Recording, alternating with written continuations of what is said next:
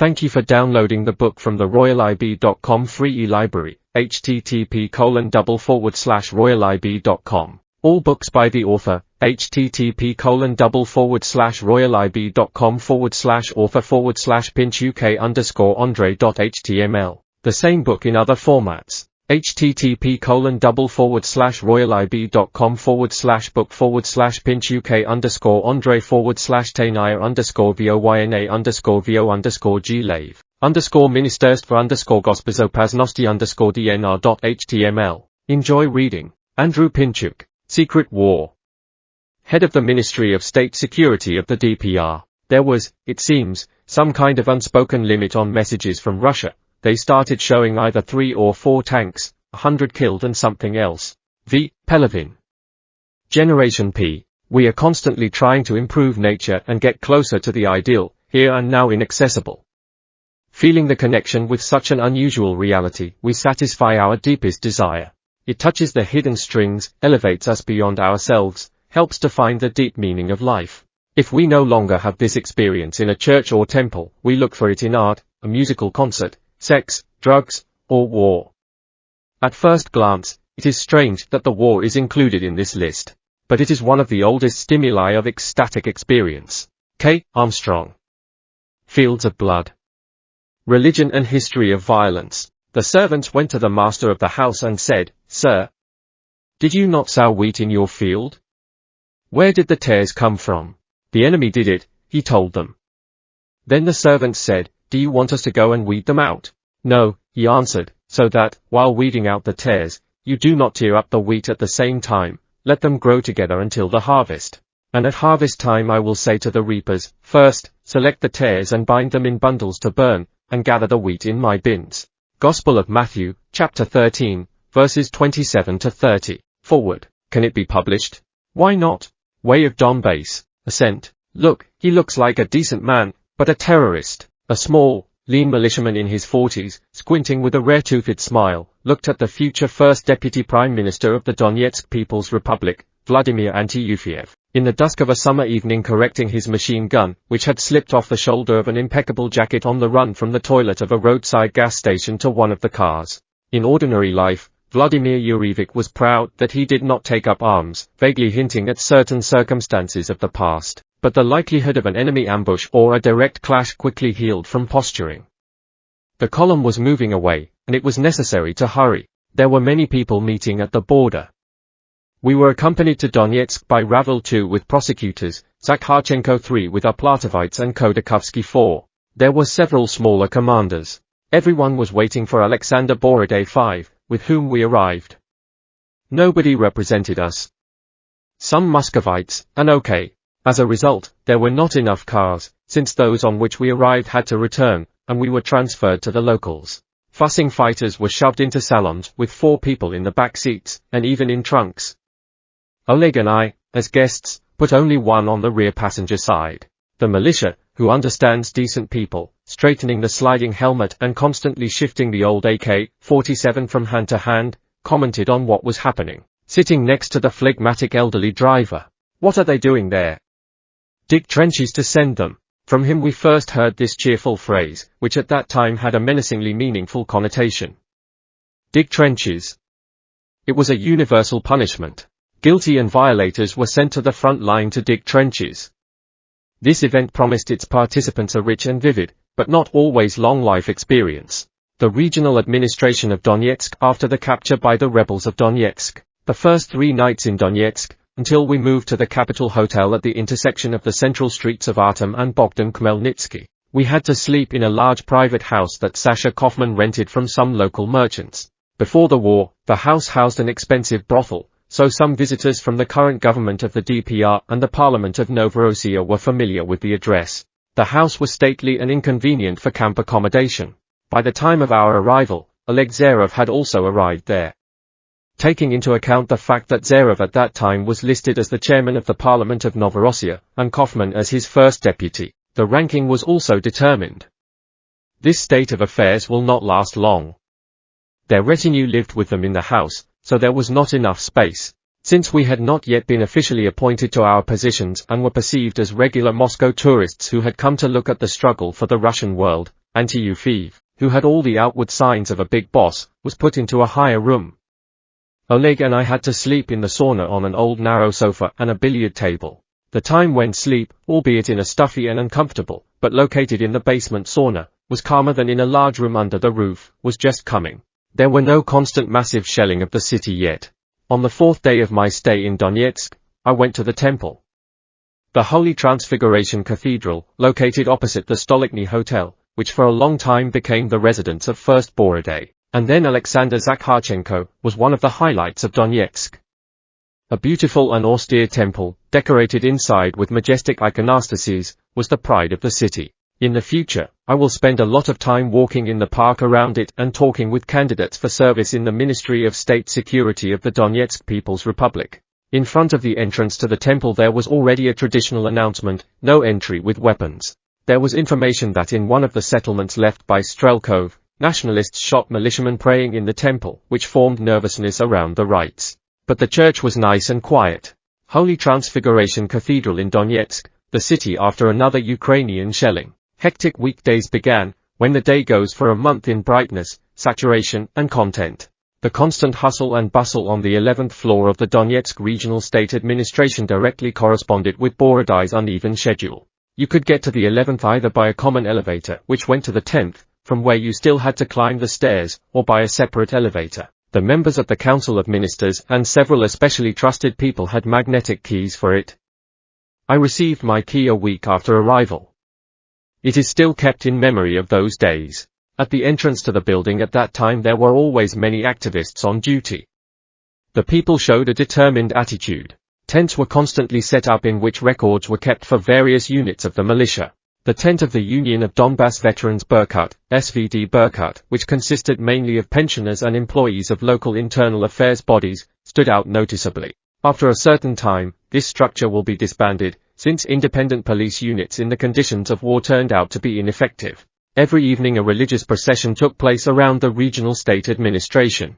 Almost all the rooms inside bore traces of assaults, struggles, and many days of duty of a large number of people. Some floors lived their own life, isolated from others, with their commanders, assets, and interests. The most solid and respectable was the block assigned to Oleg Zarov. To get into individual corridors and offices, one had to overcome rubble, furniture, hastily welded metal ceilings and fortifications. Barricades randomly formed on all floors during the time the building was held by the rebellious Donetsk residents. The first thing Vladimir Antyufeev did was single out a general commandant of the building, appoint a team to dismantle the Augean stables and unblock the bomb shelter located in the basement. Just a few days later, there was a reason to check it out. Boriza and I were in a large meeting room, one of the doors of which led to Borodai's reception room. It had a large oval table at which meetings of the Cabinet of Ministers and press conferences were held. While the hall was empty, we used it to talk with people of interest to us. At some point, the door from the reception room flung open sharply, and Antyufeev almost ran into the room with a brisk step.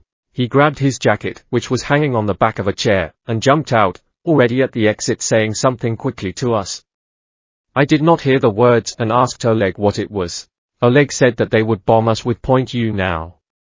As it turned out later, information came from the command post in Krasnodon that the building of the state administration was about to be hit by .U6. In the basement of a bomb shelter, Donetsk Regional State Administration, June 10, 2014. When we left the hall, we saw that the entire motley crowd of people located on the upper floors was descending down the flights of stairs. Vladimir Yurevich was already somewhere in the distance, busily making his way through the civilians with the words that he needed to see the premier. It was somehow inconvenient for Oleg and me to follow him, because in the event of a blow, people remained behind. Therefore, we closed the column, hurrying those who were lagging behind, and on each floor we jumped into the corridors and several nearby offices, loudly demanding to go down. This whole camp was rather slowly dragging down, and it is clear that if the .U really arrived, then we had no chance. When we reached the third floor, we saw that the crowd had stopped. Here it was already possible to make our way forward, to Antyufeev, where it turned out that the passage so carefully sorted out at the command of Vladimir Yurevich rested against the massive door of the bomb shelter, locked with a key by the commandant who had left for lunch. We stood for about 15 minutes while looking for the commandant, who was dining nearby, and entered the shelter. They sat down and parted ways. We continue to work. I. Strelkov and M. Reginskaya. Secretary Yelena Ivanovna Filipova and her young, smart replacement Tanya regularly cut sandwiches, which served as snacks during meetings and conversations in the Prime Minister's rest room. Sometimes they were assisted by the Secretary of Borodai's assistant Sergei Kavtaradze, Miroslava Reginskaya, who would later become the wife of DPR Defense Minister Igor Strelkov, Gherkin. 7. However, we did not spend much time with Borodai. Oleg and I split up, began to study the situation and look for suitable people. It was an eternal search, so figuratively described by the Strugatskys in Burdened with Evil. Work has gone. For the time being, under conditional surnames, we were listed as advisors to the Prime Minister. Step by step, determining the location. The complex of buildings of the Donetsk department of the SBU, previously one of the main objects of popular indignation and subsequent assaults, turned out to be occupied by Strelkov by the time we arrived. It was impossible to use it under the Ministry of State Security of the DPR, despite the formal decision of the Cabinet of Ministers 8, for several reasons. Firstly, the premises were largely damaged during the revolutionary events of March-April 2014, despite the large-scale repairs that were carried out just before the start of the events. Later, the former officer of the Material and Technical Service of the SBU, Alexander Podkopiv, who was hired by me, will lament bitterly about this repair, in which he was directly involved. Secondly, Strelkov, who had moved to the city before our arrival, set up his headquarters there. There were no forces and opportunities to evict him. Yes, there was no need. The war is more important. To all this, part of the premises was equipped for temporary detention cells, where the military police will be located in the future. The central entrance to the building of the Donetsk department of the SBU after its capture by the rebellious Donetsk residents. Among the buildings there were several buildings that were fairly well protected from air attacks and shelling. Strelkov settled in one of these, which is an old building of operational special communications. The premises did not have the polished repair of the new administration block, but due to their location they were quite safe from shelling. Nearby was the building of the main Department K of the SBU, specializing in the fight against corruption and organized crime.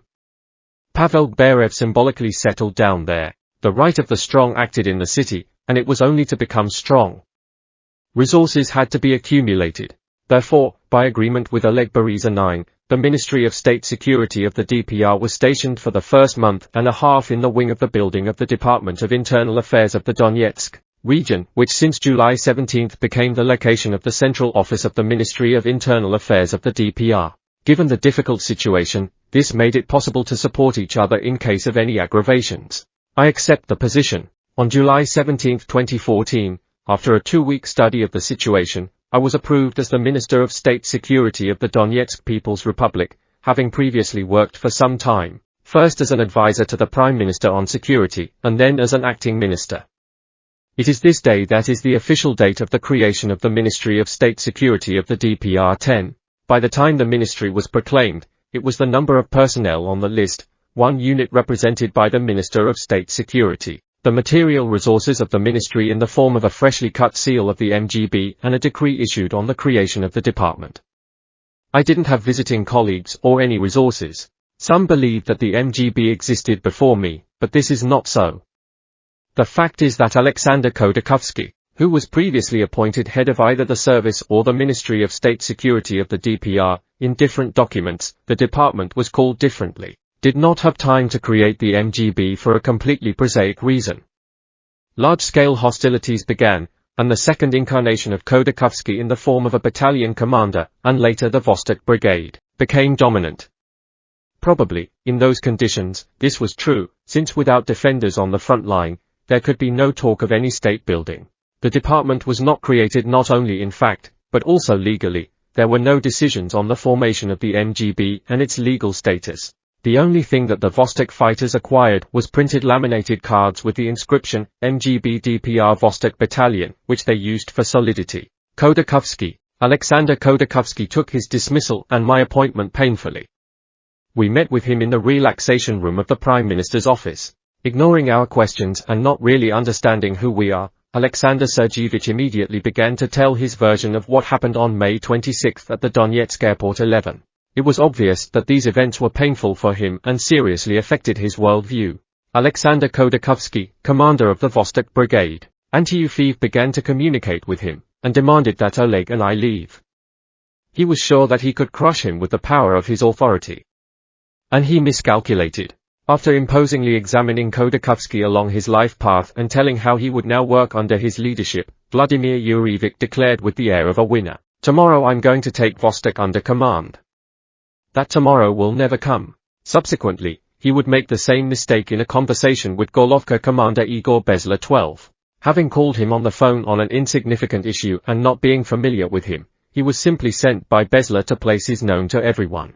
The consequence of Khodorkovsky's resentment, who later bitterly says, "I brought them from the border myself," will be his temporary ostentatious opposition to the Republic. Being in a state of normal military coordination, performing the tasks that were set before him, he will publicly allow himself statements about the DPR, which will later cost him dearly. In August, I had to stay in Russia for some time on business matters.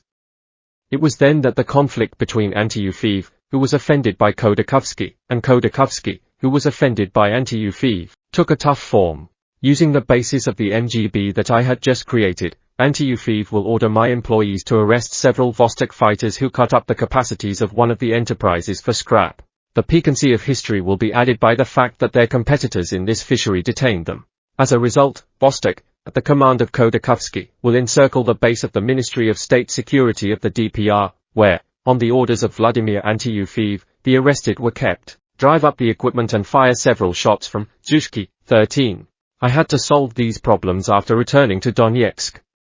Gradually, relations with Alexander Khodorkovsky leveled off and acquired a positive character. It was interesting to communicate with him. Alexander Sergeyevich read a lot, absorbing knowledge and meanings like a sponge. He felt himself to be a kind of monastic knight in the world. Such self-identification was influenced by a high degree of spiritual and religious involvement. This character was a bizarre mixture of a commando and a refined intellectual, and he himself was not focused on the power component. I must say, an interesting mixture, which, however, led to non-linear reactions to problems and to reflection. In social and political life, this was multiplied by the traditional specifics of the mentality of Ukrainian politicians, the essence of which is the constant search for alternative centers of power and attempts to make bets and find entrances. He still could not understand that in the new system of power, the Celestials, in the best traditions of Greek mythology, could have the whole spectrum of passions and have complex relationships with each other, but the rule of sole control over the entrusted site was unshakably observed. Since his movements directly contradicted the modern Russian trend of one plot, one owner, it was precisely this that eventually led at that moment to the rejection of Alexander Khodorkovsky as a potential leader of the Republic, and later to squeezing him out of the state architecture under construction, despite for obvious merit. Khodorkovsky could not find himself in the DPR coordinate system for a long time. One of the birthmarks of his participation in the processes was the first battle for the Donetsk airport as a symbol of war. The battles for the Donetsk airport were a vivid illustration of the general stupidity of the entire military confrontation. They seemed to concentrate and reflect the change in the situation. They began with the well-known events of May 26, 2014. This day was a turning point for everything that is happening in Ukraine and in the Donbass. The day before, on May 25, early presidential elections were held, contrary to the constitution of Ukraine, which the Western community was so actively pushing through. The West thus legitimized the illegal Kiev government, which in the end received carte blanche and a road map. It was the Rubicon, behind which the most aggressive anti-Russian policy was determined as the main condition for the survival of the new Ukrainian leadership. In turn, for the security forces of Ukraine, what happened became the basis for building under the banner of the new government. Alexander Zakharchenko gives an interview near the Donetsk airport before handing over the bodies of Ukrainian paratroopers to Ukrainian representatives. At this time, from the side of Ukraine, warned in advance, massive shelling begins. Why, on that day, did the situation at the airport unfold according to a tragic scenario? The fact is that for many participants in the events, Crimea was the priority and most desirable example. One of the most popular banners of that time was, Donbass, Crimea, Russia. And the main feature of the Crimean Spring was its bloodlessness. Military units and authorities were taken under control according to the peaceful option. And in the Donbass, they initially tried to follow the same path. It was civilians who stood in front of the military equipment of the armed forces of Ukraine 14. And this is exactly what the President of Russia spoke about in his famous speech 15. There was every reason to hope for such a development of events. Ukrainian captive servicemen carry the coffins with the bodies of their comrades, which are handed over to the Ukrainian side. Some of these prisoners on the same day, by the decision of Alexander Zakharchenko, will be handed over to their parents without any conditions under guarantees that they will no longer fight, if not for the complete frostbite of the enemy, which was not fully taken into account. It is unacceptable for a normal person to shoot women and children. It is unacceptable to fire at schools, hospitals, churches, and maternity hospitals with artillery and tanks. The soldier understands that he must fight with the army of the enemy, and not with his people. In Ukraine it turned out differently. All borders were quickly passed. Porridge in their heads, general propaganda, Western advisors, and bacchanalia from permissiveness quickly allowed Kiev to turn the Overton windows in the right direction. Colonel of the Armed Forces of Ukraine, who was handed over the bodies of Ukrainian paratroopers who died at the airport. In January 2015, I had a conversation with one of the most famous Ukrainian prisoners, the battalion commander of the so-called Ukrainian Cyborgs, 16 of the 90th Airborne Battalion of the 81st Airborne Brigade of the Armed Forces of Ukraine, Oleg Kuzminik, who also took part in the battle for the airport on May 26, 2014. This solid Zhytomyr guy demonstrated simply miracles of zombies. Thanks to the constant drumming of Ukrainian state propaganda, he was sincerely sure that we were shelling ourselves. I suggested that he describe the technology of self-shelling, including taking into account the ballistic data of the artillery we use, which in this situation should have been located far away on Ukrainian positions. He did not find what to answer, only getting confused in the fantastic versions of some special advanced Russian artillery developments. The next day after this conversation with the Kuzmins, it was planned to hand over to the enemy several bodies of Ukrainian paratroopers who died at the Donetsk airport. This decision was made, as they fought with dignity and, being under the threat of captivity, blew themselves up with a grenade. Against the background of the general degradation of the Ukrainian army, such a male act deserved respect. The colonel of the Ukrainian General Staff, who arrived to organize the reception of the bodies, categorically refused to take them away if the process was filmed by television cameras, with the words, "If so, then do what you want with the bodies." But in the end, a compromise was found. So, on this day, on the morning of January 22, 2015, the Ukrainian military shelled the Boss area of Donetsk. They aimed at the Dongomash plant, on the territory of which militia equipment was being repaired. In this regard, the plant was shelled regularly. But due to the poor training of the gunners, the wear and tear of the guns used, the shells often flew past, as happened that time. Place of shelling by Ukrainian troops of the Boss area of Donetsk. The volley covered a public transport stop near the plant, a trolleybus and a car drove up to it. About 15 people died, there were many wounded, the blast wave tore off limbs and inflicted severe concussions. People were going to work, so the transport was crowded. At that time, Oleg Beriza and I were in the airport area, waiting for the transfer of the bodies of Ukrainian soldiers. One of the victims was Oleg's subordinate, a young girl whose leg was torn off. We went there together with Zakharchenko. The scene of the tragedy looked terrible. Fragments, household items, fragments of the human bodies of bystanders, hanging trolleybus wires, someone's bloody shoe, rubbish scattered from overturned bins, painted with blood splashes, sobbing relatives. The shock state of the survivors.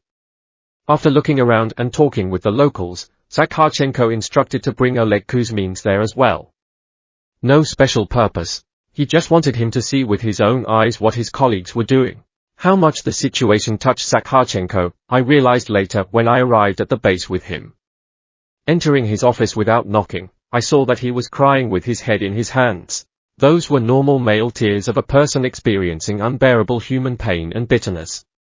He tried to share this feeling with the Kuzmins. Captured battalion commander of the so-called Ukrainian Cyborgs of the 90th Airborne Battalion of the 81st Airborne Brigade of the Armed Forces of Ukraine, Oleg Kuzminik, at the site of shelling by the Ukrainian military of the Boss district of Donetsk, in which a large number of civilians were killed. But the Ukrainian paratrooper was not convinced by anything. He continued to repeat that simply we are not free.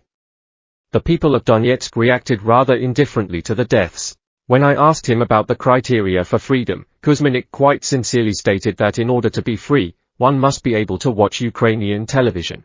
All his consciousness consisted of primitive Ukrainian ideological clichés. Later, having been released from captivity by exchange, Kuzminik will declare that we also fired at Boss ourselves for some propaganda purposes, and somehow orchestrated his meeting with the locals. so the degree of moral degradation of these people, polished by propaganda, was prohibitive. Therefore, the hope for a peaceful takeover of the Donetsk airport did not work. It is the relaxation of the leaders of the operation and, as a result, the militias and volunteers, who were not sufficiently prepared for the clash, that can partially explain the tragedy. Quite qualified fighters with combat experience simply did not expect snipers, helicopters, and a full-fledged battle, and their entry itself was not worked out. As a full-fledged battle, in general, the polite people in the Crimea did not expect either. A situation has arisen that the Grozny special forces characterize with the formula: if you are preparing for war, you will always parade. If you are preparing for the parade, then you are in trouble. This, first of all, concerned the preparation of the assault. It is symbolic that shortly before the battle at the airport, the militia took part in a parade that took place in the center of Donetsk. Of course, not all the answers are given in this story, although they are answers to questions about why the assault was so hastily appointed. Why, having actually won a victory, the enemy did not intensify and move on an offensive against the city. Why did he begin to resist so suddenly and furiously, although neither before the assault, nor for some time after, had he fought so desperately anywhere? What were the real tasks of the group thrown to attack the airport? Who and why changed the original goal? Everything has its time. From that moment on, Alexander Khodorkovsky, as the organizer of the unsuccessful assault, would gain notoriety due to, as it were, poor quality planning of the battle at the airport. Although the battle was not planned there, this glory will be strengthened by the unsuccessful assault on the border checkpoint Marinoka on June 5 to 6. And this despite the fact that in less than a month and a half, Strelkov will launch another unsuccessful attack on Marinoka, which will lead to casualties among the militia, cumulatively exceeding the losses both during the storming of the airport and in the previous attack on Marinoka by Khodorkovsky. In the information space, they simply will not pay attention to this. It is the first battle for the Donetsk airport that will sound louder than others in the media. Further clashes for the airport were of a ritual nature. In a sluggish mode, the fighters of the Vostok, the Special Committee, the Oplet, Cossacks, and other, smaller units were shooting there. It was a time when practically nothing was captured by purely military forces and militia tactics were reduced almost exclusively to defensive actions. After Strelkov arrived in Donetsk, he entrusted custody of the airport to his deputy for intelligence Khmury 17 with the words, "Sergei Nikolaevich owes a debt for not taking the Kramatorsk airport. He will repay this debt." Gloomy organized the work on the airport according to the method of, with small forces we nightmare the airport, and then, when it relaxes and decides that we are only capable of this, we will powerfully and unexpectedly hit the enemy. At the same time, information was regularly voiced, which, as is now clear, was of a mythical nature. About huge underground passages through which enemy tanks drive out, shoot back and leave. About the caches of valuables and archives of Yanukovych and other oligarchs who are looking for and guarding the mysterious special groups of Western PMCs at the airport 18. About supplies and ammunition regularly dropped by air, etc. Communications there, of course, were used by the enemy, but not at all the same as reported. Taking into account the fact that Strelkov constantly involved Khmury's groups in other directions, and there was no military planning as such, it was not possible to strike powerfully. The airport was not taken again. The time for a quick capture of the air harbor was lost. In the future, the enemy increasingly began to develop large areas of the airport, step by step building engineering defenses in the old and new terminals, equipping fortifications, and the port territory itself, due to constant positional battles, outwardly turned from DAP, Donetsk Airport, into AD, Donetsk Airport, with a more complete content of this sacred word. In autumn, Boriza and I decided to see with our own eyes what was really going on there. Having dressed and equipped accordingly, tying white bandages on the slides as a sign of belonging to the militia, we went to the a 9-story building at Zletnaya, 11A, familiar to anyone who has been in that constantly shelled area. The house was located on the outskirts of the entrance to the airport, served as headquarters for the Givi and Motorola units and was regularly subjected to enemy attacks from all types of weapons available. It looked, like the rest of the territory, a visual campaign for some computer shooter or post-apocalyptic film. Broken windows, rickety stairways, water dripping into them, protruding pieces of walls and ceilings, hollows from shells and holes in the facade. A corridor divided the building into two halves. In the first, deployed face to the enemy, observation points were equipped on the upper floors. The second, across the corridor, housed several headquarters. The building where the headquarters of the Motorola and Givi divisions was stationed in front of the entrance to the Donetsk airport. Known as the 9, by that time, the Sparta and Somalia units of the DPR controlled the old terminal. Taking a conductor, we went to the airport. I had to constantly run from building to building, hiding from snipers and shelling. Deciding to show off and following the advanced Donetsk fashion of the time, I put on my leg a multicam universal hip holster, which was attached to the waist belt. Very epic cowboy version. While running, the holster hit my leg, interfering with movement, and at one of the stops I simply unfastened it, putting the stechkin into the unloading. It became more convenient. There is no place for show-offs in war. Our groups with a leg split up. The mortar shelling began. 3 mines hooted deafly nearby, and we lay down under a tractor in one of the hangars riddled with holes in the sieve. The mines were added wogs and a sniper. After that, having looked around and drawing conclusions on the issues of interest to me, I called in a group of reinforcements of my special forces in an armored vehicle, and I myself rushed out to the headquarters. I sent the takeoff group to reinforce Bariza, since from the place where I was at that moment there was no point in going with the forces of the personal 19 in the direction of Oleg's group moving along the shelled runway. What are we to do there? Our minister came out, and let the cops figure it out themselves and pull out their own. The senior of my special forces examined the territory from the cab of his armored car, on the roof of which an automatic turret with a machine gun was mounted. Stop talking and get the job done. I interrupted the speaker. The fighters simply did not recognize me in the Hill 20. At this time, Motorola 21 drove up, outraged that the authorities entered the airport without him, although my fighters warned him, as the senior officer of the facility, about the event.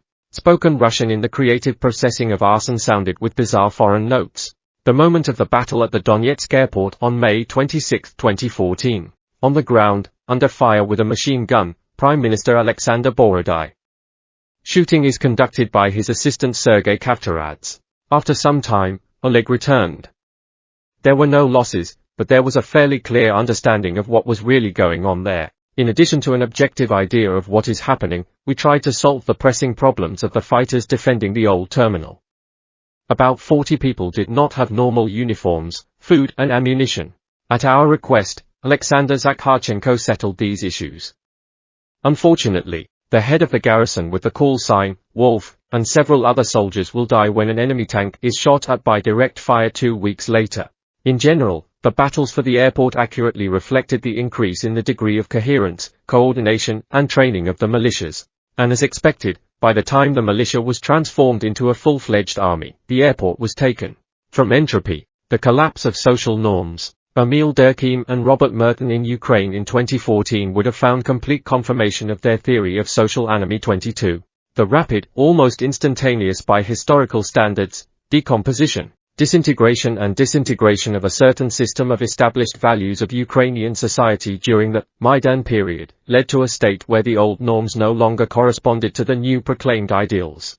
This was followed by severe social deviations with an avalanche-like collapse of all the moral pillars of society. As a result, not only maniacs and patent scoundrels began to torture, kill, insult, rape, rob. The entire Ukrainian society has adopted a state where the brain introduces into the blind zone all the chaos that is happening of its own and itself finds an excuse for this. Hitler's society in this sense was not an isolated phenomenon. Professional psychiatrists know such an incident. If you turn to a patient with a certain diagnosis and say, "Dear, I want to consult with you. I have a patient with some symptoms. But we cannot finally decide whether this is a borderline condition or already a disease." After that, begin to describe the symptoms of the same patient with whom you communicate, without naming names. In response, you will hear, "Yes, he is a complete psycho." Of course he is sick. The brain of such patients is not capable of comparative self-identification. The same disease is characteristic of many participants in our process. As one Ukrainian pop group once sang, "The brain of a monkey sees a monkey." Arriving in Donetsk in early July, I was amazed at how quickly the inhabitants of a common country yesterday, and on the one hand, and on the other, went from street rallies to mutual extermination, moreover, massive and frenzied. A plane crashes in the mountains. A rescue expedition is sent. As a result, rescuers go to the mountain with the wreckage of the plane. A bonfire is kindled nearby, near which a man is eating a human leg. A large heap of human bones and remains is piled near the fire. Seeing the rescuers, he rushes to them in tears and, choking, falls at their feet, shouting, "Yes, I ate them all. I was forced to. It's a fight for existence, or me or me. I have children, the world is cruel, and such are the laws of nature." Man, we all understand. Children, nature, existence, but only 2 days have passed since the disaster. Very indicative was the state of the internal affairs bodies, which can be considered typical for any war and revolution. The military man turned out to be more terrible and more powerful than a person with a certificate. The employees of the police and other law enforcement agencies, who feel themselves masters of the situation, instantly lost the evolutionary competition to the guys with machine guns. Only in the Donetsk region, the total number of representatives of the internal affairs bodies was more than 16,000 people. And this is without the prosecutor's office, internal troops, the penitentiary system, the SBU, border guards, special communications, SVRU, etc. Simple arithmetic. At the beginning of July 2014, Oplet consisted of no more than 600 to 800 people, Vostok, about 800 to 900. Besla had about 350 to 400. Small groups of Cossacks, RPA, etc. also did not give big numbers. Law enforcement officers could crush the uprising, but they were afraid. Task. 2 tribes live on the same island. 100 people. And everyone wants to take a stick and go to war with their neighbors. Another 10,000.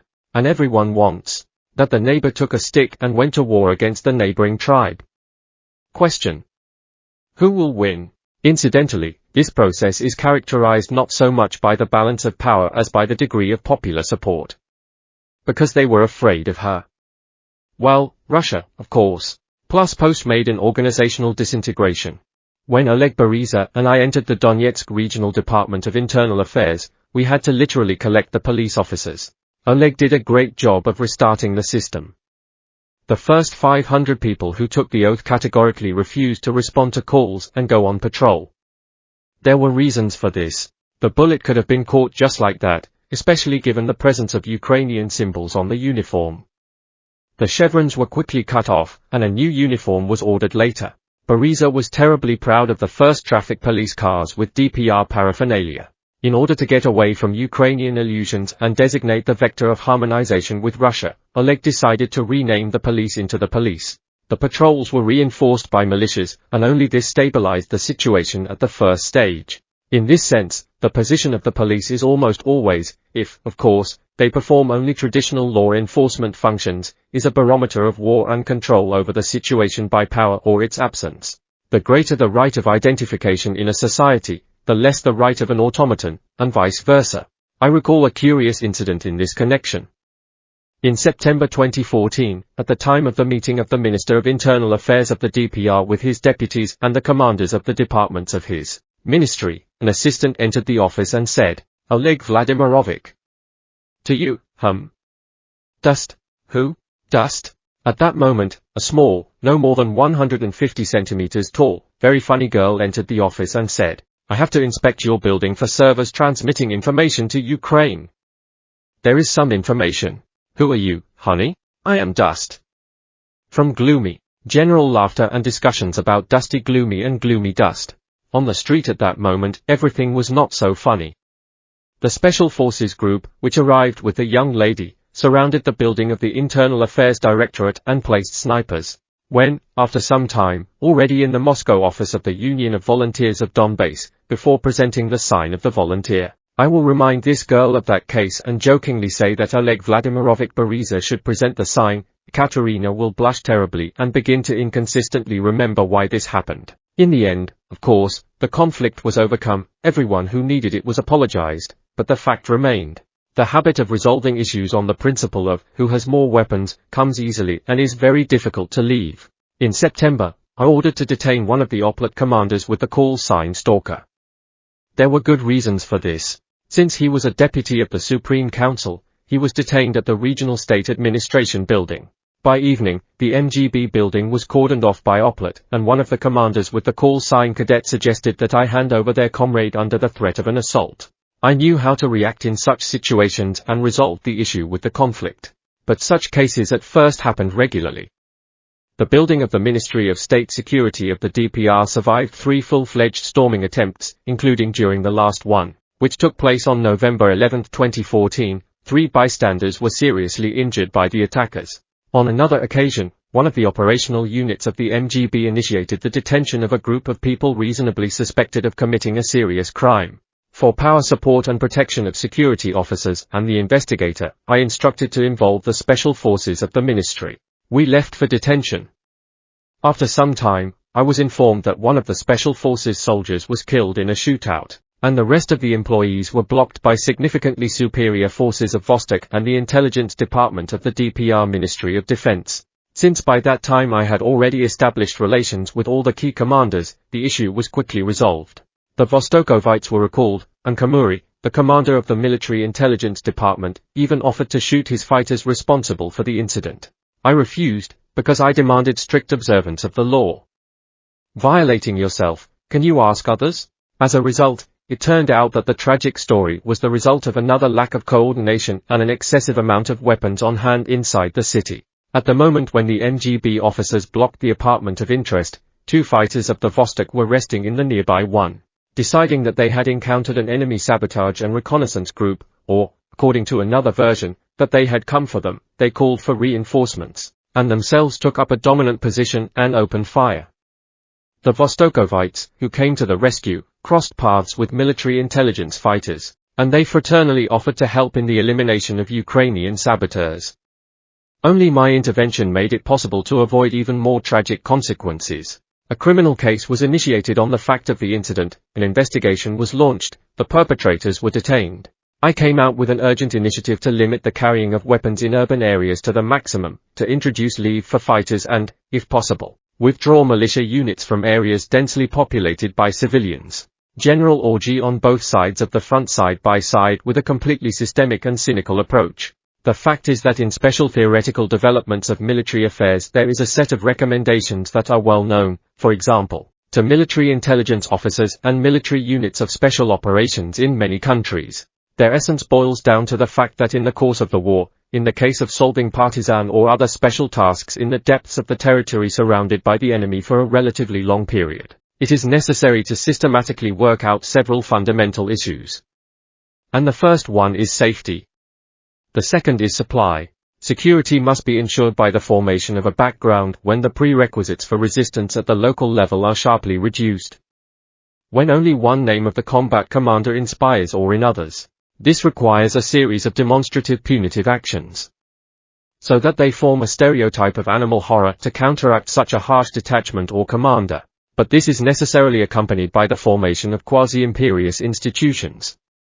The Bolsheviks almost perfectly implemented the scheme in their Red Terror. The solution of the first task creates the prerequisites for the implementation of the second. With a sufficient level of control over the situation due to your authority and fear, the solution of self-sufficiency issues becomes purely technical. Here, the military command only regulates the issues of legal proceedings, where it acts as the final decision-making authority and appoints civilian or military civilian managers. Or, further, according to the principles of synergetics, the social management system reproduces itself. There is only one problem with such a technique, which, if implemented correctly, becomes very effective. It is designed to operate against the enemy, and if you do this at home, and not somewhere in New Hampshire or near Rocklaw, then you lose the benefits of a just liberation struggle supported by the population. Unless, of course, you have an effective propaganda apparatus and a powerful transcendental ideology. This technique was actively practiced by the Ukrainian military, and especially the so-called volunteer nationalist battalions.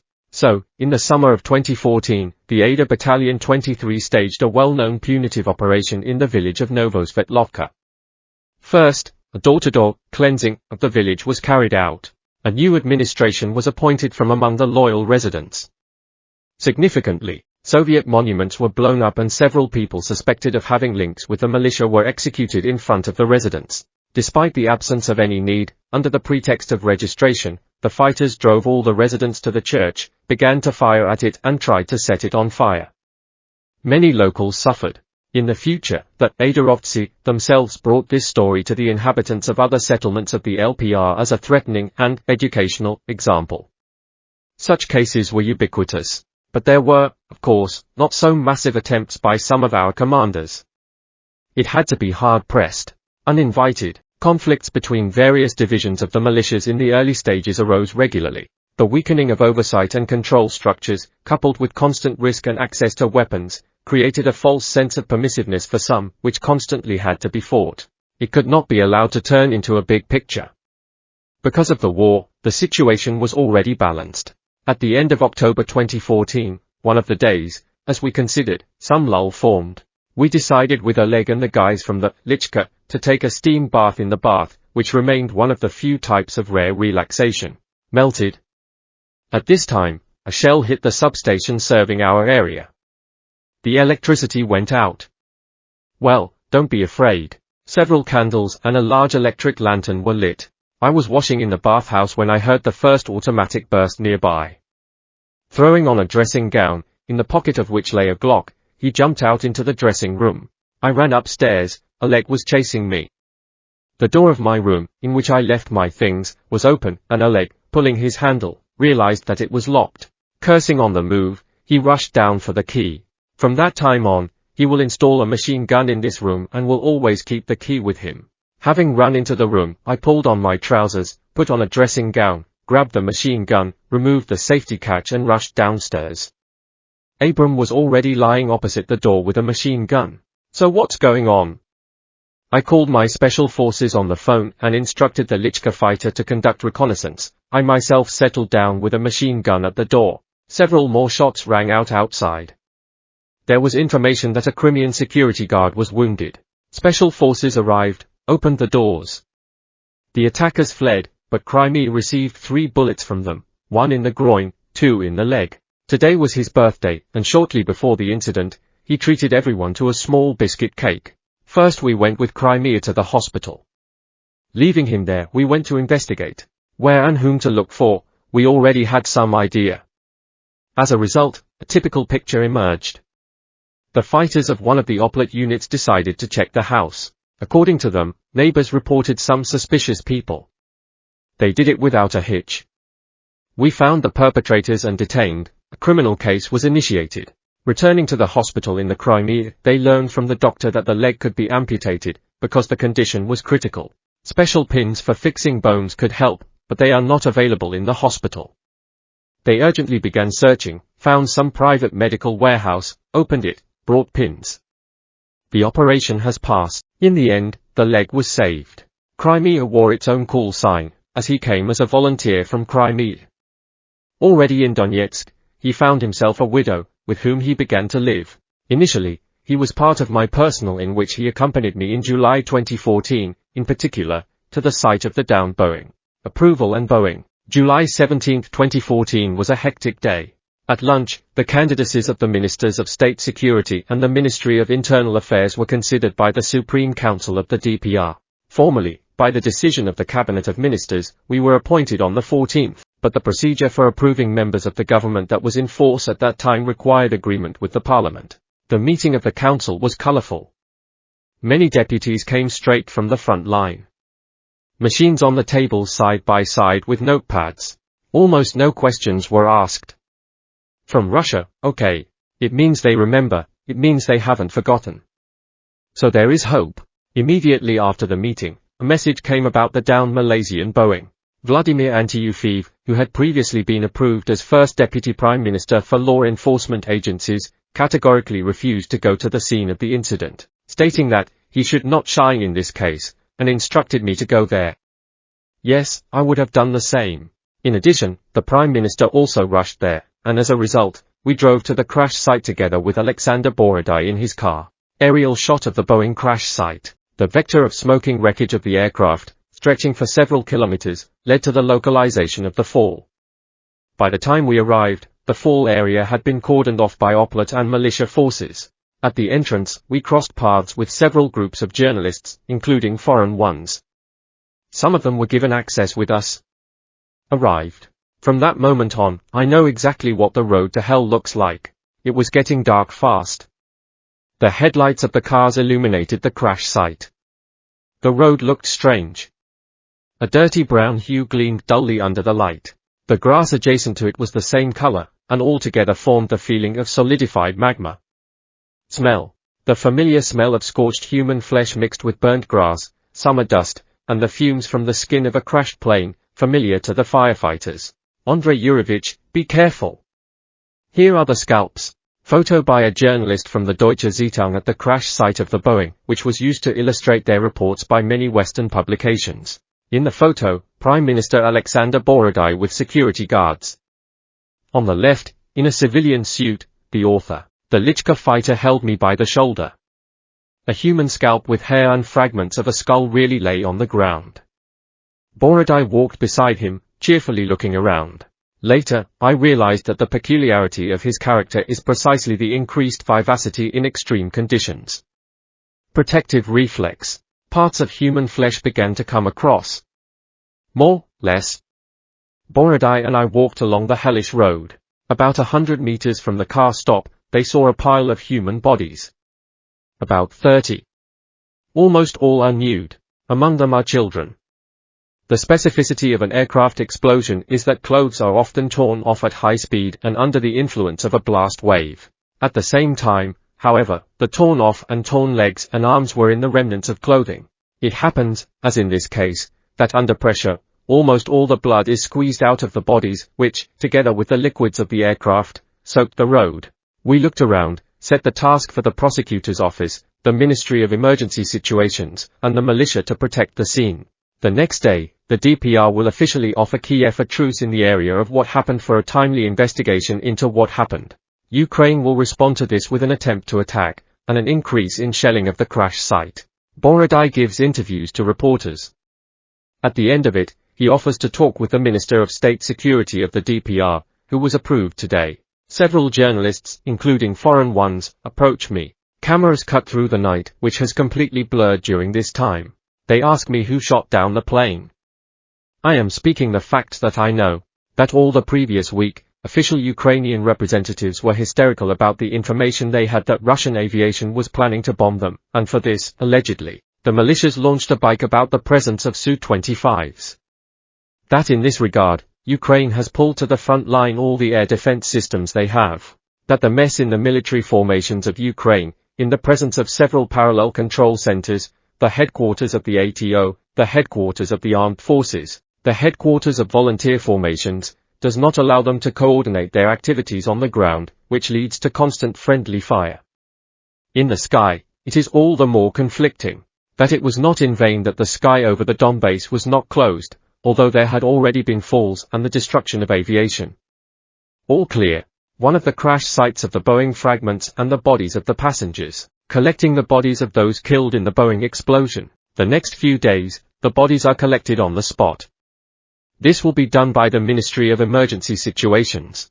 Oleg Beriza will instruct Alexei Daiki 24 to organize the cordon, security and collection of bodies. From this work, Wild, who has not slept for several days, will begin to resemble a somnambulist. The scatter of bodies was large, which led to situations that were curious in their tragedy. For example, one of the victims fell on a lonely rural house, and, breaking through the roof, collapsed into it, killing a goat. The passenger's head was blown off by the explosion and, like many others, his clothes were torn off.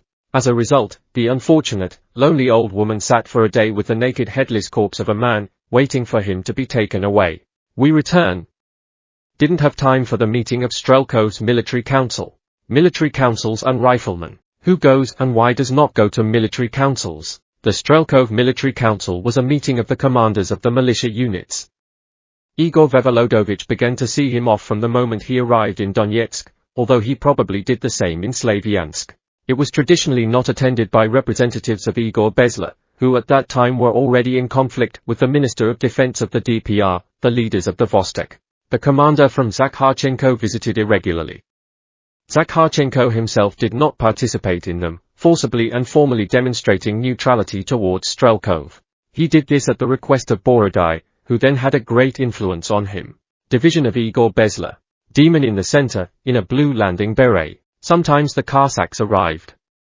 With the Cossacks, Strelkov had a separate story. He frankly did not like them, and each evening he emphasized this with all sorts of contemptuous remarks and verbal insults. I tried to be every day with rare exceptions throughout July.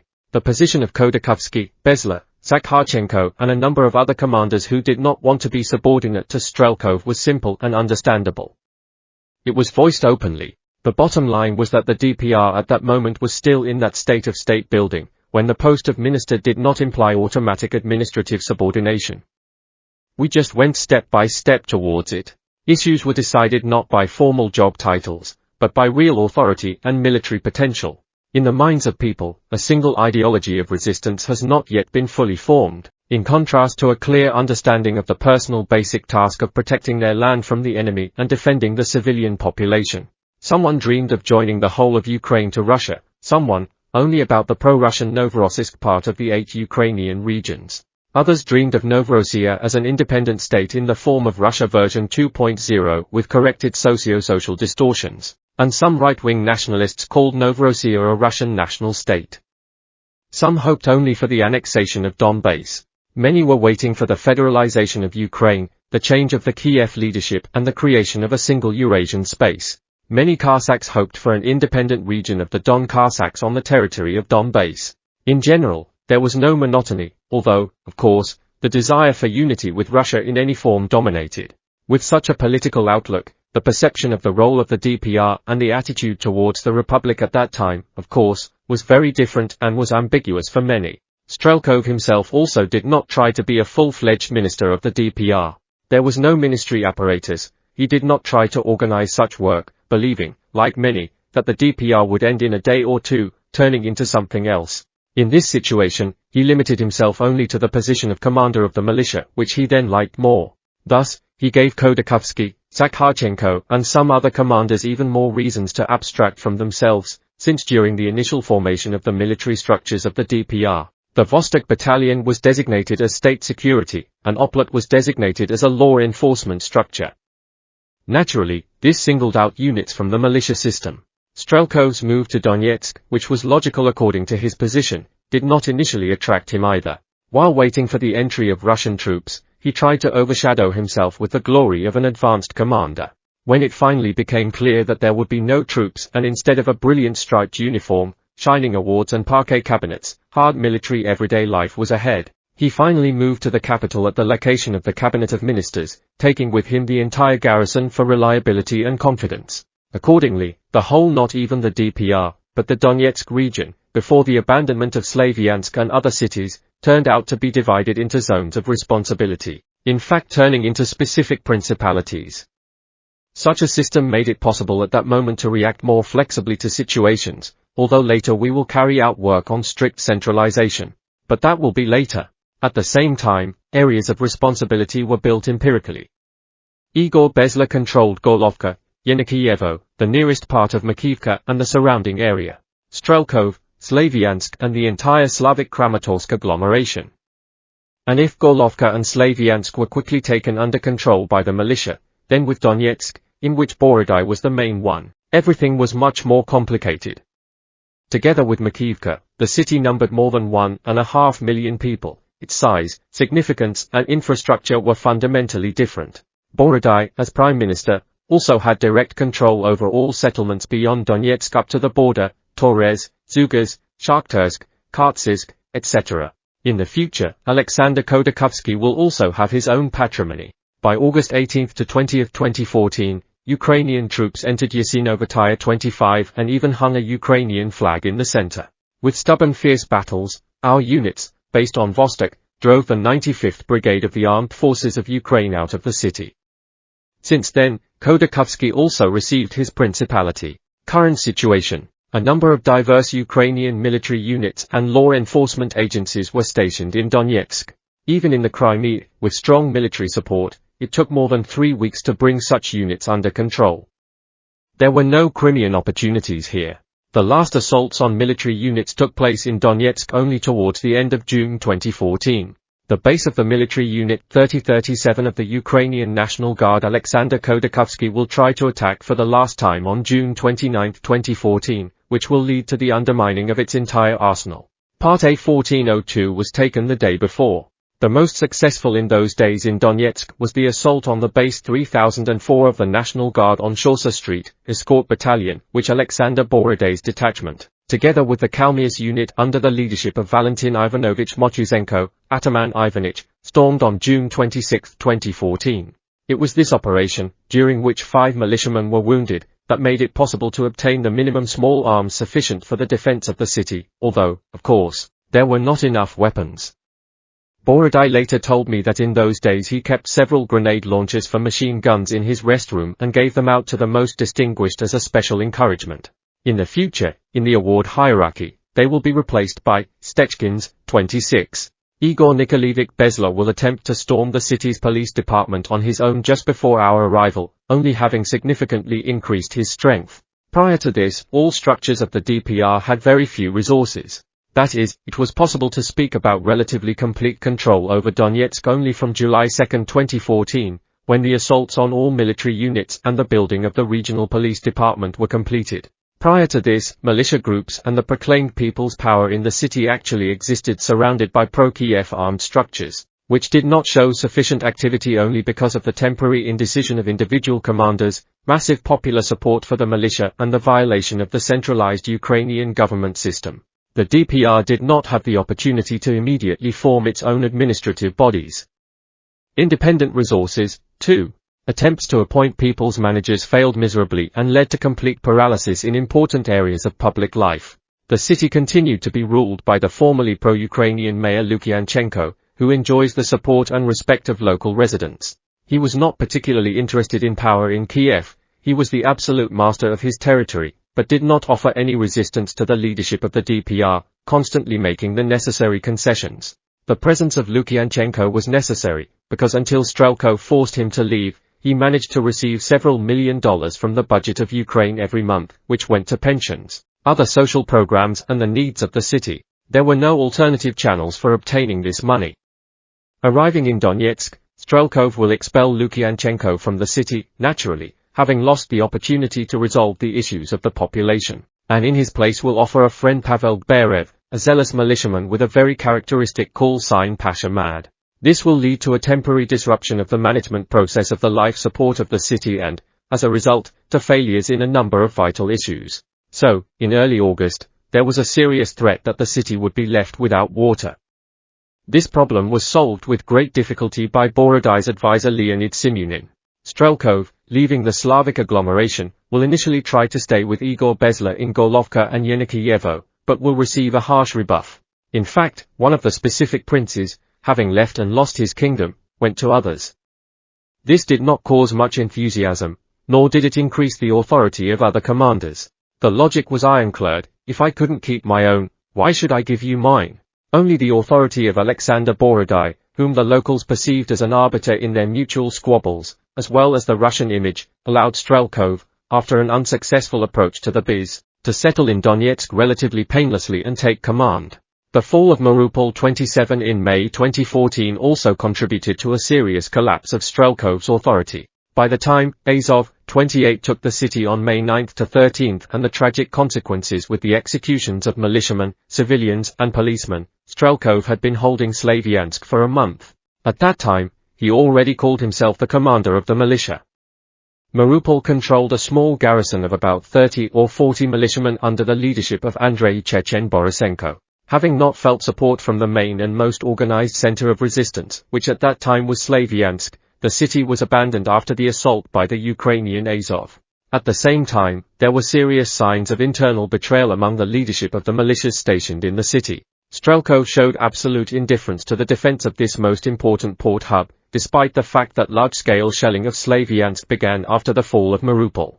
As one of the local field commanders bitterly told me, he brought 50 militiamen to Strelkov and was ready to mobilize up to 500 more with a proposal to send them to Mariupol, since a significant part of them were from there and wanted to defend their city. Strelkov refused them weapons and support, saying that the defense of Slavyansk and Kramatorsk was more important, and ordered the newcomers to stay with him.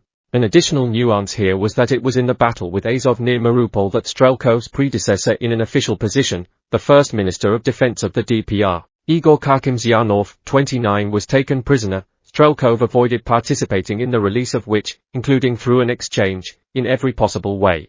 He will be returned to the Republic shortly after Strelkov's departure from the DPR. Thus, Strelkov himself destroyed the perception of himself as a single commander with the unconditional right of universal leadership, especially leaving Slavyansk, Kramatorsk, Konstantinovka, Druzhkovka, without defending Mariupol. For the locals, this will mean that he will do just as easily with the territories they control. As one of the deputies of the Supreme Council of the DPR stated from the rostrum at one of the sessions in July 2014, "He did not justify our trust." Igor Nikolaevich Bezler stood out with a particularly negative position in relation to Strelkov. The fact is that Gorlovka, being much larger and more difficult to defend than Slavyansk, will take the place of the latter due to the retreat of the Slavic garrison. For many months to come, the city would be under a bloody siege, from which Strelkov fled from Slavyansk. However, Bez will be able to save his city and will not retreat, having done what the Slavic fugitive could not. It is Demon Strelkov at closed meetings of senior commanders who will be blamed for the fact that, having left Slavyansk, he did not strengthen himself in Konstantinovka, Druzhkovka. According to him, he was sure that Bez would hit him in the back. Naturally, everyone understood the absurdity of such arguments. After Alexander Borodai forced Strelkov to take off his mask and speak for the first time on television, it was decided to make him the face of the militia. In fact, he was a promotional version of Eduard Bajarin 30, that is, talking head. The idea was to create a flag that would be hyped through the capabilities of Borodai and central TV channels. It would be admired by exalted young ladies, patriotic townsfolk, and under this flag other people would modestly and effectively do their work. But they did not take into account personal pathologies. As a result, the flag fluffed up. He decided that he was his own director and went all out, failing his main task. With Bajarin, they took into account the mistake made with Strelkov, diluting the media part and the functionality of the real leadership. But back to the military council. The meetings began mainly with the distribution of weapons. Sometimes this ended. Then Strelkov outlined his vision of the situation on the map, set tasks, and listened to the commanders. Along the way, he made phlegmatic remarks about the inevitability of our defeat if Russia did not intervene. But, in his opinion, this did not prevent further defense. On the whole, the meetings were extremely pessimistic with a heavy depressive background. More often than others, the Tsar reported, having changed his call sign from Konya 31, which was formed from a surname. He was one of the most combat-ready leaders of the Rifle Brigade. The impression was absolutely positive. A small, modest man stubbornly defended the interests of his battalion and meekly accepted orders to participate in the most hopeless tasks. When on July 30 I had to leave for Russia on business, it was the Tsar, together with Zakharchenko, that I met in Shakhtarsk. Directly in front of us, the enemy was completing the encirclement. We had to break through with a fight. Shaking hands with him and Zakharchenko, I did not find anything else but to say, "Hold on. See you in a week." To which the Tsar, with doomed fatalism, replied, "Wow. A week. We measure life here in minutes." Overcome the destructive. Closer to the second half of July, disappointed by the abandonment of Slavyansk and a number of settlements in the DPR, individual units of the Rifle Brigade roamed between various formations. Someone went to Khodorkovsky's Vostok, someone went to Bezler in Gorlovka, Yenikievo or Makivka. From there, in turn, groups also crossed. Even in the MGB of the DPR, a significant number of those who left Slavyansk were accepted into service. Initially, they had nowhere to stay, and I allowed them to sleep in the temporarily empty premises of the Internal Affairs Directorate for the time being, which affected the order of their official activities. But in those extreme conditions, people simply needed to survive. And in general, the number of refugees, especially after leaving the Slavic Kramatorsk agglomeration, has increased dramatically. They were joined by those who fled from the pro-Russian regions of Ukraine, who left their homes after clashes with the new Kiev authorities and their extremist supporters. It was very difficult for them. The degree of chaos in the militia increased. The number of militias who wanted to fight at the front began to fall, preferring to be in the rear. Volunteers arriving from Russia often rushed off the road into battle, without clear combat coordination. Due to the lack of a full-fledged headquarters, the manageability of the units was reduced to handwritten notes written by Strelkov, and the already mentioned councils of commanders. What was happening developed against the backdrop of a gradual increase in the combat readiness of Ukrainian troops. If initially the armed forces of Ukraine, that is, the Ukrainian army, with some exceptions, often evaded direct battles, observing the cannibalistic activity of the private armies formed by the oligarchs, volunteer nationalist battalions, Then after leaving Slavyansk the situation began to change. The enemy believed that he could win, made sure that the Russian army did not interfere in what was happening, which sharply increased his activity, relative coherence, aggressiveness and readiness for confrontation. Borodai and Antiyefeev, unable to cope with Strelkov's bouts of despair and melancholy, began to form a parallel command and control headquarters. More and more units, even receiving direct commands from Strelkov, turned to them for confirmation and more accurate commands. In order to somehow distract his friend, Borodai even arranged for him a meeting with his subordinate Miroslava Reginskaya, who is part of the Prime Minister's office and assigned as a secretary to Sergei Kavtaradze, an assistant for information work. But dates initially will not go well and will be accompanied by personal misunderstandings. As a result, Reginskaya will leave Donetsk, which will further increase Strelkov's depression. Their relationship will resume only after his departure from the DPR. With the arrival of Strelkov in Donetsk, the life of the city changed dramatically. The war came close to him. From the point of view of law and order, the situation has also deteriorated sharply. More than 4,000 people, whom Strelkov brought with him, were accommodated within the city, in university dormitories and hotels. People moved along the streets with weapons. There were conflicts, skirmishes. The commanders of the rifle units under their headquarters began to seize offices. Khmuri was chiefly located. His new headquarters was in the office of the Donetsk governor from Ukraine, the oligarch Taruta, apartments, in the complex of buildings of another local oligarch. Others were not far behind either. Applications and reports about confiscated vehicles and crimes against the population rained down on the MGB and the Ministry of Internal Affairs, which were just being created. The word squeeze has become firmly established in everyday life. The Minister of Internal Affairs Oleg Beriza and I regularly turned to Strelkov on such issues. He led the largest formation, being considered our equal Minister of Defense. Therefore, for internal stability, he had to assist in maintaining order. Strelkov's position surprised me. Beriza and I passed through the barrier of sandbags into a narrow corridor of the technical building of the SBU. A large office with switch cabinets, in which Strelkov holds a council of commanders, is located on the right along the corridor. 2 rooms closer to the exit, to the left along the corridor, is his personal office. The orderly at the table set in the middle of the corridor, to which the slide of zinc boxes adjoins, offers to hand over the weapons. I answer that there are no weapons. The gun is in the briefcase, but I see no reason to leave it. We go into the office on the left. Shooters at the map. The body of the body is tense, in the eyes of a detached glassy disper. He has been under stress for a long time. It evokes pity and sympathy. Discussing the situation at leisure, Oleg and I tell each other that we would not want to be in his place and are not ready to condemn the departure from Slavyansk, because the tension experienced by this person is enormous. Situations in which a regular military man feels confident, he, in fact, a semi-civilian enthusiast, frightening and exhausting. Strelkov, on his own initiative, tells how he sees the situation at the front. The situation, it must be said, looks very gloomy. He again says that without the introduction of troops, the situation will last no more than a week or 2. Discusses the expediency of moving the governing bodies to Snezhnoye 32. Defense Minister Igor Strelkov in one of the fits of despair. Later, in one of his first post-Donbass interviews, Strelkov himself would talk about his attempt to leave Donetsk. Alexander Prokhanov. In this critical situation, there were intentions to leave Donetsk as well. Were the forces unequal again? Igor Strelkov. They accuse me that I wanted to leave Donetsk. I tell you honestly, at some point I stopped believing that help from Russia would come at all.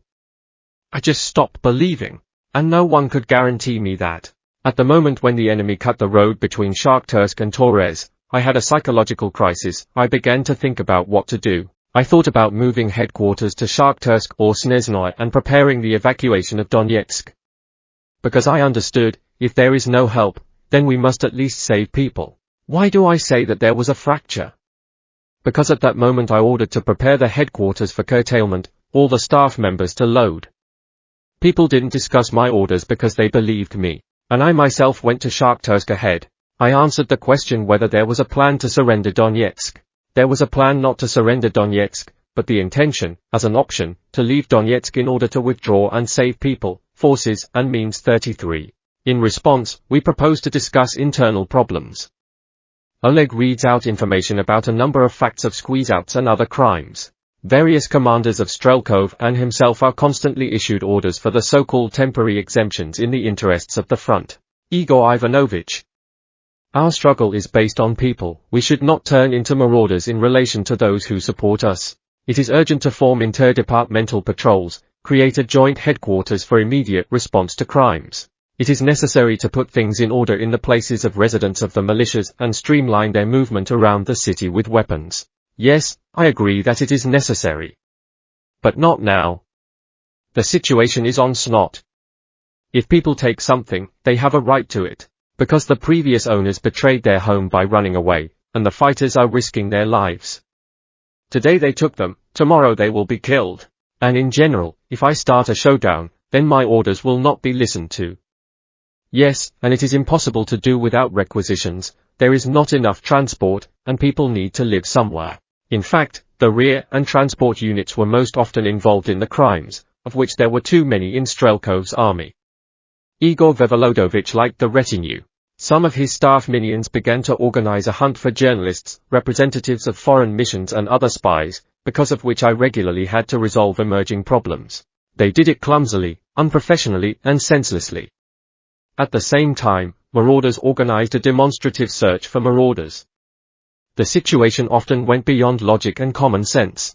At first I could not understand why a number of semi-gangster groups and commanders who did not want to fight showed loyalty to Strelkov. Then I figured it out. He didn't ask much of them.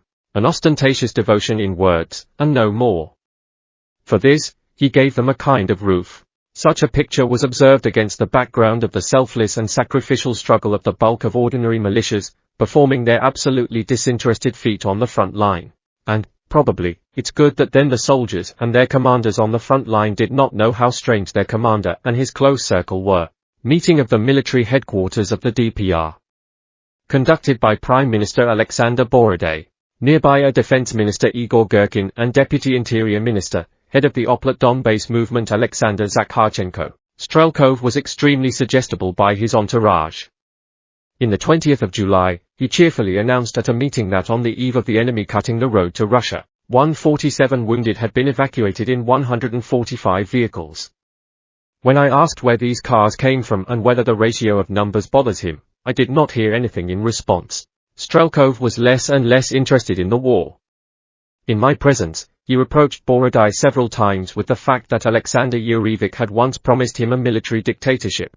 To reasonable answers that now the situation has changed and in order to become a military dictator, it is necessary to ensure at least some stability and at least the return of the abandoned territories. The military dictator reacted very painfully. In this sense, one of the telephone conversations between Andrei Pergin and Denis Pushilin intercepted and published by the SBU in those days is indicative, in which the then first deputy prime minister quite succinctly characterized the situation. Pushilin: have you already talked with Strelok?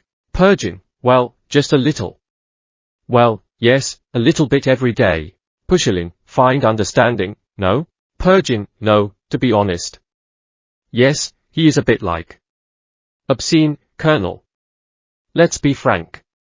The people who came with him are of poor quality. His ideas about the war in the city, in a conglomeration of 1.5 million people. When he calls the mayor of the city for a showdown and says, let's stop public transport and blow up 9-story buildings on the outskirts of the city, he completely destabilized and disrupted the work of all retail chains. That's it, we are entering the famine, because we could not convince Strelkov to let through at least something. He does not let coal through, our mines stop. He fights. Obscene, good, but, you know, the enemies will die much less than the civilian population, which he liberates. Alexander Borodai dictates the text of an official document to Igor Strelkov. Pushilin: I understand. Pergin: he is absolutely not doing his own thing. Sitting there for 10 hours, taking some idiots in the waiting room. Don't really understand what. He asks me for some banks. I ask him, listen, maybe you will start fighting. Why do you need to deal with banks? Why do you need to sort out some corporate conflicts? Pushilin: well, yes. Pergin: you call your lads to order so that they don't suffer from garbage. The whole city is squeezing out, you know. Pax, shaft. They come, they do not need any papers, they are from Slaviansk. They are just robbing the city. I try to tell him, let's do this. Why do you need these depositors? 200 people a day you listen.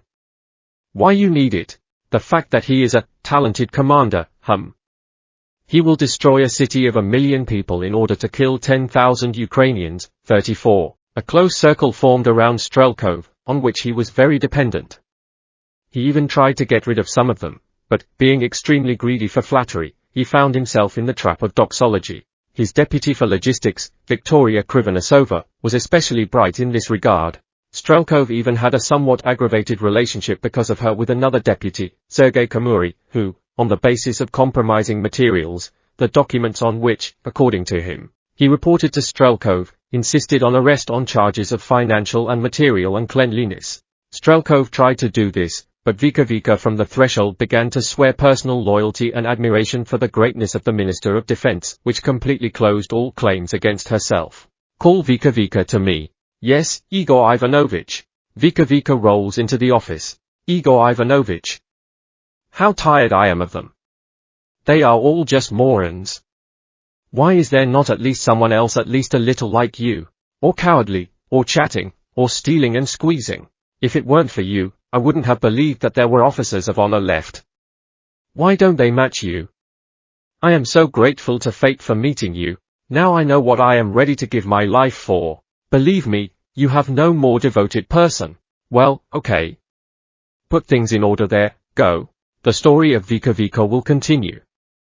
When the decision finally matures in August that Strelkov is no longer able to lead the troops, and he will be sent to Russia, it is the detention of Vika that will become the catalyst that will severely aggravate his relations with the entire leadership of the DPR and Alexander Borodai. Having lost his main flatterer, Strelkov will fall into a frenzy and begin to demand her release, threatening that otherwise he will not leave the Republic.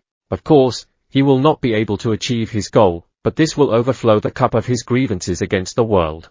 In the meantime, we had to establish contacts with middle-level commanders and, together with them, gradually begin to restore order. Strelkov's review. We all look at Napoleons. There are millions of bipedal creatures. We have only one tool. We feel wild and funny. 35. Watching Strelkov, I tried for myself to determine the essence of his inner world, which so affects his actions. This understanding was important for the practical analysis of the potential and the forecast of further actions, on which much depended at that moment. Personally, for a long time, in such circumstances, I tried to classify people according to the method of the Russian practicing psychologist Viktor Ponomarenko, convenient and practical for a non-specialist. 7 Radicals. 36. The so-called method of visual character recognition and behavior control. Its essence is reduced to the derivation on the basis of the analysis of the main qualities and traits, radicals, of character, which in their interaction form an individual profile. Ponomarenko singled out these qualities by analogy with the terminology of psychiatric diseases, which characterize traits before pathological exacerbations, since mental illness does not create any new one, but only modifies the former character inherent in a person when he was still healthy. The 7 main radicals are hysteroid, epileptoid, paranoid, emotive, schizoid, hyperthymic and anxious. The suffix id, in these cases, translated from Greek, means likeness. Further conclusions were drawn on the basis of the work of this specialist, and these conclusions regarding Strelkov were pessimistic. Strelkov's personal basic radical was a mixture of paranoid and schizoid types as the main ones, plus hysteroid as an additional one. As you know, paranoids are characterized in a strictly defined way. Based on the general features of such a radical, its carrier often has bright leadership qualities. He prefers classic to all styles. The main reason is that the classical style reflects the unconditional priority of public goals and values over individual ones. It symbolizes the confident, consolidated strength of society and, accordingly, the readiness to serve its interests, but only in the understanding of the most studied. He is a hard worker who loves his job. Therefore, everything that surrounds him bears the imprint of the main activity, the goal he has chosen. The paranoid works wherever he is. Strelkov. A paranoid tendency in character is purposefulness, perseverance, self-confidence, high efficiency, perseverance in overcoming obstacles, leadership, that is, an objective need for helpers, due to the scale of ideas. However, the famous paranoid stubbornness, confidence in one's own, and only one's own, Being right turns into stubbornness, unwillingness, and inability to hear your opponent, to perceive a different, often more rational point of view. At the center of worldview and goal-setting lies the caring nurturing of one's egocentrism. There is an exciting ego and an insignificant, imperfect, vicious world that requires urgent changes according to its rules. Not worth a penny other people's ideas, their own, albeit stolen from others, the paranoid give paramount importance. One-sidedness of perception of the world is the other side of this quality. One-sidedness and simplicity. Since it is impossible to capture the consciousness of the masses with an idea without simplifying it to a slogan understandable to everyone, and the simplification of ideas perverts their true, original meaning. The paranoid is actually quite primitive. Paranoiac devotion to an idea is a consequence of the anxiety that is present in the nervous system and is the product of organic changes that weaken it. The usual paranoid is afraid to deviate from the chosen path, holding on to the idea, like a handrail.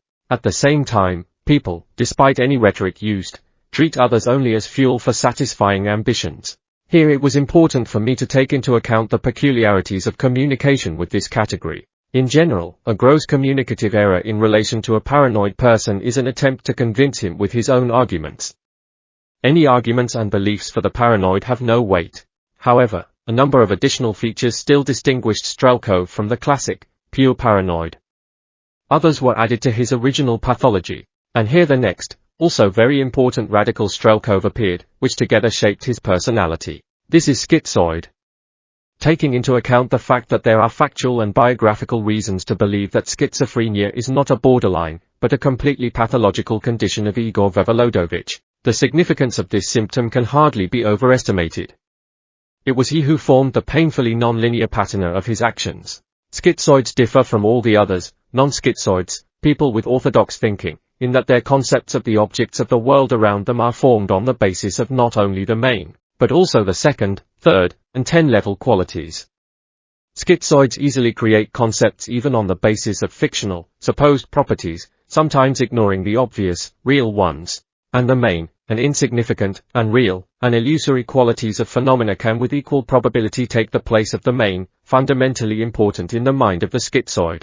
The schizoid has several concepts of equal value for each subject. The specifics of communication with this type are recommendations to establish formally friendly relations with them, keeping at a distance, without trying unnecessarily to penetrate into the dark depths of this peculiar soul. Secondly, be prepared for the lack of results of a normal adequate reaction to arguments and reasonable argumentation. Thirdly, in cases of rapprochement with the patient, expect negative consequences of this. This trait, like paranoia, forms a lack of skills to be grateful with a tortuous system of self-justifications in this regard. For example, Alexander Borodai, who had been supplying Strelkov with money all his life, helping his family, having arranged a highly paid job after an ignominious dismissal, moving first to the Crimea, and then to the Donbass, felt it to the fullest. Well, the next radical who helped Strelkov so easily accept worldly glory is hysteria. This trend was to create and present to the general public a model of the world, in which the central place is occupied by one's own I. But, unlike paranoia, what is important here is not the recognition of the super idea promoted by him, but simply an assessment of himself. Thus, two qualities at once pushed Strelkov so strongly to the thirst for fame. And in the future, we will see that one of Strelkov's main claims against the Russian authorities will be that he is limited access to the media, where, on the one hand, he could illuminate grateful humanity with the light of the truth only known to him alone, despite the fact that in the voice Strelkov never had anything independent, but on the other hand, to receive well-deserved laurels. And if schizoidness forced Strelkov to write tedious and banal fairy tales, 37 it was hysteria that shaped his penchant for reenactment. Because, unlike many of those who solve historical, cultural and other social problems through reenactment, Strelkov was fond of this solely for the purpose of looking beautiful and solemn in certain outfits and the corresponding atmosphere. And when such an opportunity was given by his short stay in the Donbass, reenactment was forgotten. Hysteria is based on a weak nervous system. In neurophysiology, the strength-weakness of the nervous system is usually assessed by its ability, or inability, to withstand the process of excitation for a long time. Thus, one of the leading internal conditions of the hysteroid radical is the inability of the nervous system to withstand excitation for a relatively long time. At the behavioral level, this means intermittent, unstable performance, increased exhaustion of the energy potential.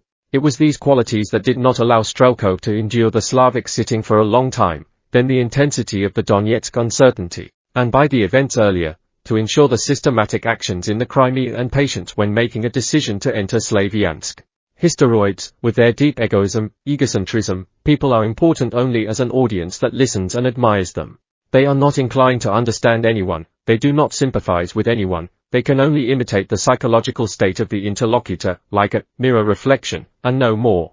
The presence of a hysterical tendency always affects the object's attitude to the results of its own efforts. It tends to exaggerate successes and ignore failures. On the one hand, faith in one's infallibility, in the guiding star, certainly helps in overcoming difficulties. On the other hand, it adds self-confidence and finally buries the need for other people's advice, to work on mistakes and admit them. Therefore, some transient doubts about oneself beloved were sometimes formed by Strelkov only by a schizoid radical. In the character of the object, there was obvious egocentrism, a desire to receive a high assessment of one's merits, with a tendency to attribute the merits of the collective to oneself. Thoughts about their own exclusivity, a special mission, and socio-historical significance always come to the head of such types. Ambition and the desire for career growth are aggravated. All these personal characteristics of the individual psychological profile were rigidly cemented in the person involved with a clear dissocial personality disorder, or sociopathy. Modern psychiatric science defines sociopathy as a gross discrepancy between behavior and prevailing social norms, characterized by the following features. 3 or more criteria are sufficient for a diagnosis by a psychiatrist. A. Indifference to the feelings of others. B. A rude and persistent attitude of irresponsibility and disregard for social rules and duties. C. Inability to maintain relationships in the absence of difficulties in their formation. D. An extremely low ability to withstand frustration, as well as a low threshold for the discharge of aggression, including violence. E. Inability to experience guilt and benefit from life experience, especially punishment. F. A pronounced tendency to blame others or put forward plausible explanations for their behavior, leading the subject to conflict with society. As an additional symptom, constant irritability may occur. In childhood and adolescence, a conduct disorder can serve as a confirmation of the diagnosis, which, according to people who know Strelkov closely, took place. In international medical practice, in addition to the general criteria for a personality disorder, 3 or more of the following items must be present. 1. Failure to comply with social norms, respect the laws. 2. Hypocrisy, manifested in frequent lying, using pseudonyms or deceiving others in order to gain benefits. 3. Impulsivity. 4. Irritability and aggressiveness. 5. Riskiness without regard to safety for oneself and others. 6. Consistent irresponsibility, manifested in the repeated inability to maintain a certain mode of work or meet financial obligations. 7. Lack of remorse, manifested as rationalization or indifference to harming others, mistreating others, or stealing from others. 38. A sufficient set of these signs in Strelkov was unequivocally diagnosed by observations. In general, this was one of the almost classic types of a resident of a big city from an intelligent family, weak and unsociable in childhood, living in an illusory world invented by him, for many years accumulating resentment against those who hurt him and postponing revenge until a convenient opportunity with the words, "I will show you, you still know me," a closed dreamer, an emotionally flawed type. All his life trying to go beyond his dullness, jump above the head of the original standard personal qualities under the influence of painful traits. There were indications that Strelkov suffered severe psychological trauma as a child. As a result, man elevated his pathologies to the category of individuality. Thus, in the bottom line, we had a client incapable of critical introspection, hypertrophying his own purpose and mission, but unable to endure long-term psychological stress, carried away by self-presentation and perceiving the world around him as a place of constant conflict between him and the established system. All this had to be taken into account in organizing interaction with Strelkov. Leonid Baranov, head of the DPR Special Committee, June 2014. I decide shots. Personnel environment. In the formation of the department, as, in general, everywhere, the key issue is personnel work. But from whom to recruit employees? By the time I arrived in the DPR, all my childhood dreams about playing scouts, about the participation of state security in the realization of their ideals and complexes, all the films I had watched about mysterious spies and the Born identification had already been realized. Somewhere, the NKVD, special departments, military intelligence, special intelligence, military counterintelligence, non-military counterintelligence, and other counterintelligence were created. Crowned this frenzy of frightening signs, loosely related to the content, the special committee under the leadership of local activist Leonid Baranov. Immediately after my arrival, Borodai called Alexander Zakharchenko and Leonid Baranov. Zakharchenko, together with Oplet, he subordinated the Ministry of Internal Affairs and directly to Bereza, while bringing Oplet to his personal reserve. From that time until his appointment as Prime Minister, Alexander Zakharchenko was the Deputy Minister of the Interior of the DPR, and Oplet was listed as the basis of the internal troops.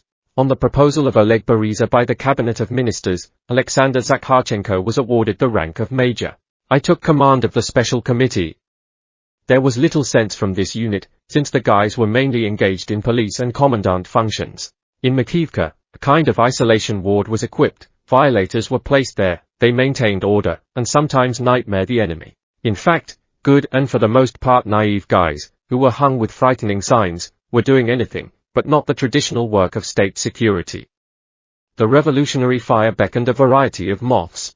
At best, they caught drug dealers or those they thought they were, at worst. There were worse ones.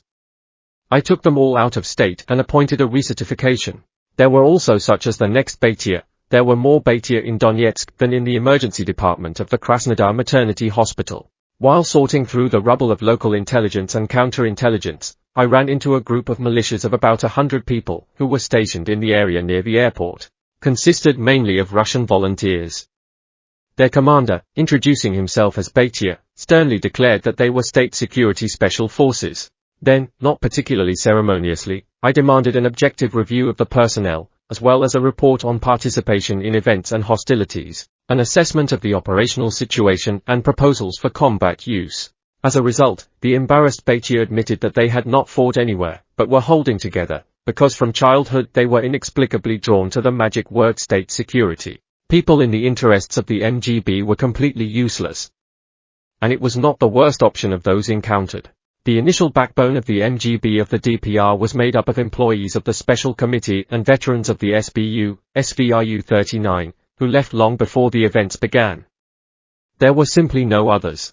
It was later, realizing that the situation with the DPR was for a long time, that Ukrainian special services reached out. I had to look for workers everywhere, sometimes only designating one or two separate areas, making serious compromises and keeping in mind the need for quick replacements in any short term. Some, obviously unsuitable, I had to keep for a short period, so that there was someone to carry out elementary tasks. The work had to be started from the wheels and already along the way to carry out constant selection and cleaning. The assessment of the situation dictated clear priorities for the construction and current activities of the department. It was necessary to recruit the minimum required in terms of quantity and quality of employees. At the same time, carefully dissolve and disperse the completely unsuitable to other departments. After that, develop the necessary material base, restructure and organize work from the wheels in priority areas, which were military and territorial counterintelligence, participation in the fight against looting, illegal formations, countering sabotage, reconnaissance and terrorist activities, intelligence service, protection of secrets. The rest of the directions I began to provide already in the course of the construction of the department. From a technological point of view, it was obvious to me how these issues are being resolved. The entire actual social life of the state is divided into blocks consisting of lines and objects. The lines are spheres, ideology, economy, culture, religion, crime, corruption, and so on. Objects are specific institutions, enterprises, state departments, government bodies, political and public organizations, military bodies and formations, etc. Under the structure of society, a state security structure is formed, whose employees are assigned to lines and objects. This is superimposed on regime and operational work to protect state secrets, the intelligence system, counterintelligence and the fight against terrorism. Next, the introduction of forms, methods, standards, tools, material bases and practices. Each direction required painstaking and non-standard solutions. For example, in the fall of 2014, retired veteran of military counterintelligence in a senior officer rank was hired as one of my deputies. Behind him was a long and rich professional experience. Naturally, taking into account the experience and the situation, I determined the formation of a full-fledged structure of military counterintelligence as the main priority of his official activity. In conditions of war, the system of security agencies in the troops is one of the main instruments for protecting the state. Its importance cannot be overestimated. This is filtration work in relation to prisoners on both sides, and the protection of military secrets, the search for enemy agents in the army environment and counteracting enemy activity, and the fight against looting, illegal armed groups, various abuses, violations, and crimes in the armed forces. However, unlike other areas of activity, by that time I did not have a single, either former or current, employee of the local military counterintelligence, neither a veteran, nor a youth operator without experience. They all fled and were in no hurry to return. At first, I tried to select from among the militias several active and enterprising enthusiasts with experience in law enforcement structures who enjoy authority in the militias. However, without specific theoretical knowledge, understanding of the elementary foundations of work, lack of practice of activity, these guys, ineptly using the considerable powers that the service provided, on the basis of rumors, gossip, personal likes and dislikes, turned the work into complete profanation. My new deputy had his own original concept of official activity, in the effectiveness of which he was sure. He offered to each of the commanders of the largest units to allocate 2 fighters, in whom he had no doubts, and send them to serve in the MGB. These servicemen were assigned to their former units and, under the guidance of an experienced chief, organized counterintelligence support for their former units. This, in his opinion, removed the wariness and distrust of the commander, made it possible at the first stage to launch a service that could be transformed in the future. An interesting and seemingly promising idea turned out to be complete nonsense. The commanders either simply did not want to single out their own, evading this under all sorts of excuses, or singled out the most trusted, as Alexander Khodorkovsky did, and they only acquired an additional status under the auspices of the MGB, but in fact they were subordinate to only one commander and carried out exclusively his orders, concealing from the MGB real processes. Or, in order to get off and sabotage, they singled out absolutely unsuitable characters. By that time, all major units had acquired their own operational structures, called special departments, counterintelligence, and so on, and saw no reason to reveal their secrets to the department I was in charge of. As a result, 2 months later, the deputy, bowing his grey-haired head, honestly told me that he had failed in the work of military counterintelligence. I could not find intelligent people. Several extras, whom I myself appointed to this direction, were not capable of professional activity, and its concept turned out to be a fiction. Then I took on this problem. He convinced one of the energetic former senior officers of the military counterintelligence of the SBU, who before the war ensured the security of one of the large local enterprises and during the Maidan went to Crimea, to enter the service and take the position of deputy head of the military counterintelligence unit of the MGB in the vacant position of chief. Then, together with him, we selected people with significant experience in the organizational and intelligence operational police or military service, and in 3 weeks we launched this important area, increasing its material and regulatory base. Naturally, some of the recruits began to sort out almost immediately, but the main backbone turned out to be quite effective and, thanks to the energy and initiative of the new boss, who knew the local specifics well, quickly organized himself into a single system. Thus, this problem was also solved. Here's what's important here. You can talk as much as you want about how it should be in theory. Practice is always different, and it is better to start an imperfect process, correcting it in motion, than to stagnate uselessly, arguing about how it should be, while doing nothing. No matter how much you multiply by 0, you end up with it, because the most difficult thing is always the beginning, when there is nothing and you need to carry out a difficult alchemical procedure, to make something out of nothing.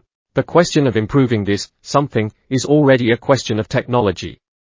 As it turned out, those who can create from nothing, albeit imperfectly, at random, with mistakes, but create.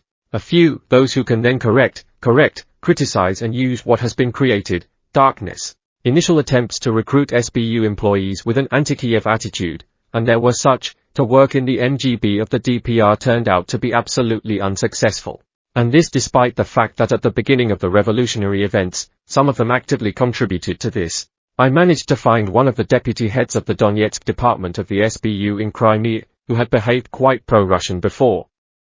I suggested that he come to Donetsk for a conversation. He agreed, but all attempts to convince him to participate in the creation of the Ministry of State Security of the DPR were unsuccessful. The man left for the Crimea. Contact was maintained only with a small group of his subordinates, who decided to help, but not shining in the state. Only by the end of September do they realize the new reality and are legalized in regular service. Certificate of the Minister of State Security of the DPR. As a result, I ended up in a funny situation. I had a decree on the creation of the MGB and a large number of enthusiasts who wanted to serve, but absolutely did not meet the criteria of my department. At first, there were almost no people with appropriate training. But after all, in our field of activity, one desire and readiness are not enough. The special service assumes a certain algorithm of actions, skills, knowledge, tools, and training. Mapasa. Initially, I did not have any infrastructure and the necessary funds. The official transport of the SBU was either taken out or looted. The weapons were dismantled by militia units. The buildings are occupied by Strelkov and Vostok, who do not want to leave them. Operational records and personal files of employees are taken out or hidden. Special equipment was also missing. There was not even a regulatory framework. Everything needed had to be recreated. At night I wrote orders, the first minimum standard, and during the day I worked with people. In the future, I will involve several local veterans in writing the installation documents. I had a flash drive with me with materials that remained from the Crimean events before joining Russia. This is where they come in handy. I initially took the staffing table that we developed for the Crimean Security Service as the basis for the staff of the DPR MGB. The first layout of the identity was from there. Oleg Nikolaevich. Certificates should be ready tomorrow. And no plastic laminated cards. Certificates must be a book. Andrei Yurievich, tomorrow it will not work. The printing house in which we plan to print them. In general, it is near the railway station. Yesterday, when there was an attempt to break through the Ukrupov tanks, a shell hit the printing house. The owner left the city today. Okay, look for a new printing house. I appoint the pedantic local administrator Oleg Kazak as the head of the personnel department. There is no one else at all. In the future, I will make him my deputy for personnel. He will be killed in the courtyard of his house after I resign my powers. In the meantime, I'm trying to create the MGB out of nothing. We install and catch the former official transport of the SBU around the city. We identify places for storing documents and special equipment that employees did not have time to take to Mariupol. We are looking for, seizing and balancing weapons. Gradually, the MGB is being formed. By the end of September, I will be able to conduct the first certification in the premises, which from now on will become the Donetsk Special Service. Reforging. Over time, active employees of the SBU and other Ukrainian special services began to get in touch. It was a very delicate and meticulous process. On the one hand, we were constantly afraid of setups and provocations. On the other hand, the Ukrainian special service was so disoriented and discredited inside that it was possible to understand potential fugitives. Most of them were Donetsk residents and were perceived by visitors from Kiev and the western regions as traitors. Their attitude was suspicious and humiliating. As a result, someone proved their loyalty with sadistic comprador zeal, but many rushed to their native Donetsk. Then a set of measures was developed, having completed which, the employee no longer had a way back. Each transition to our side had a triple effect. First, we acquired professional staff. Secondly, the defector brought the entire array of official information. And thirdly, each time, internal checks were carried out at such transitions in the SBU. Sometimes criminal cases were initiated, leaders and teams were removed from their duties, which paralyzed the work of entire sectors of the Ukrainian special services. This approach gave obvious positive results. At the same time, a curator and a probationary period were established for the transferred employees. There were constant checks. People proved their devotion by deeds. They say there is an old Chinese parable. Long ago, the emperor considered candidates for an important state position. As a result, 2 contenders remained. The council of his sages discussed each, weighing their personal qualities. And then one got up and said, "This cannot be assigned. Why? He's a thief. 5 years ago he stole and was caught. After that, he was deposed in disgrace from all positions." "Yes," cried the wise men in unison. "This is true. You can't appoint a thief." The emperor thought for a moment and spoke his mind. "Nominate this one," he said, pointing to the stealer earlier. "O great one," the advisers pleaded, "illuminate us with the light of your wisdom."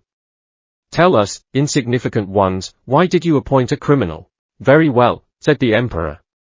The fact is that this thief, being exposed, was really overthrown.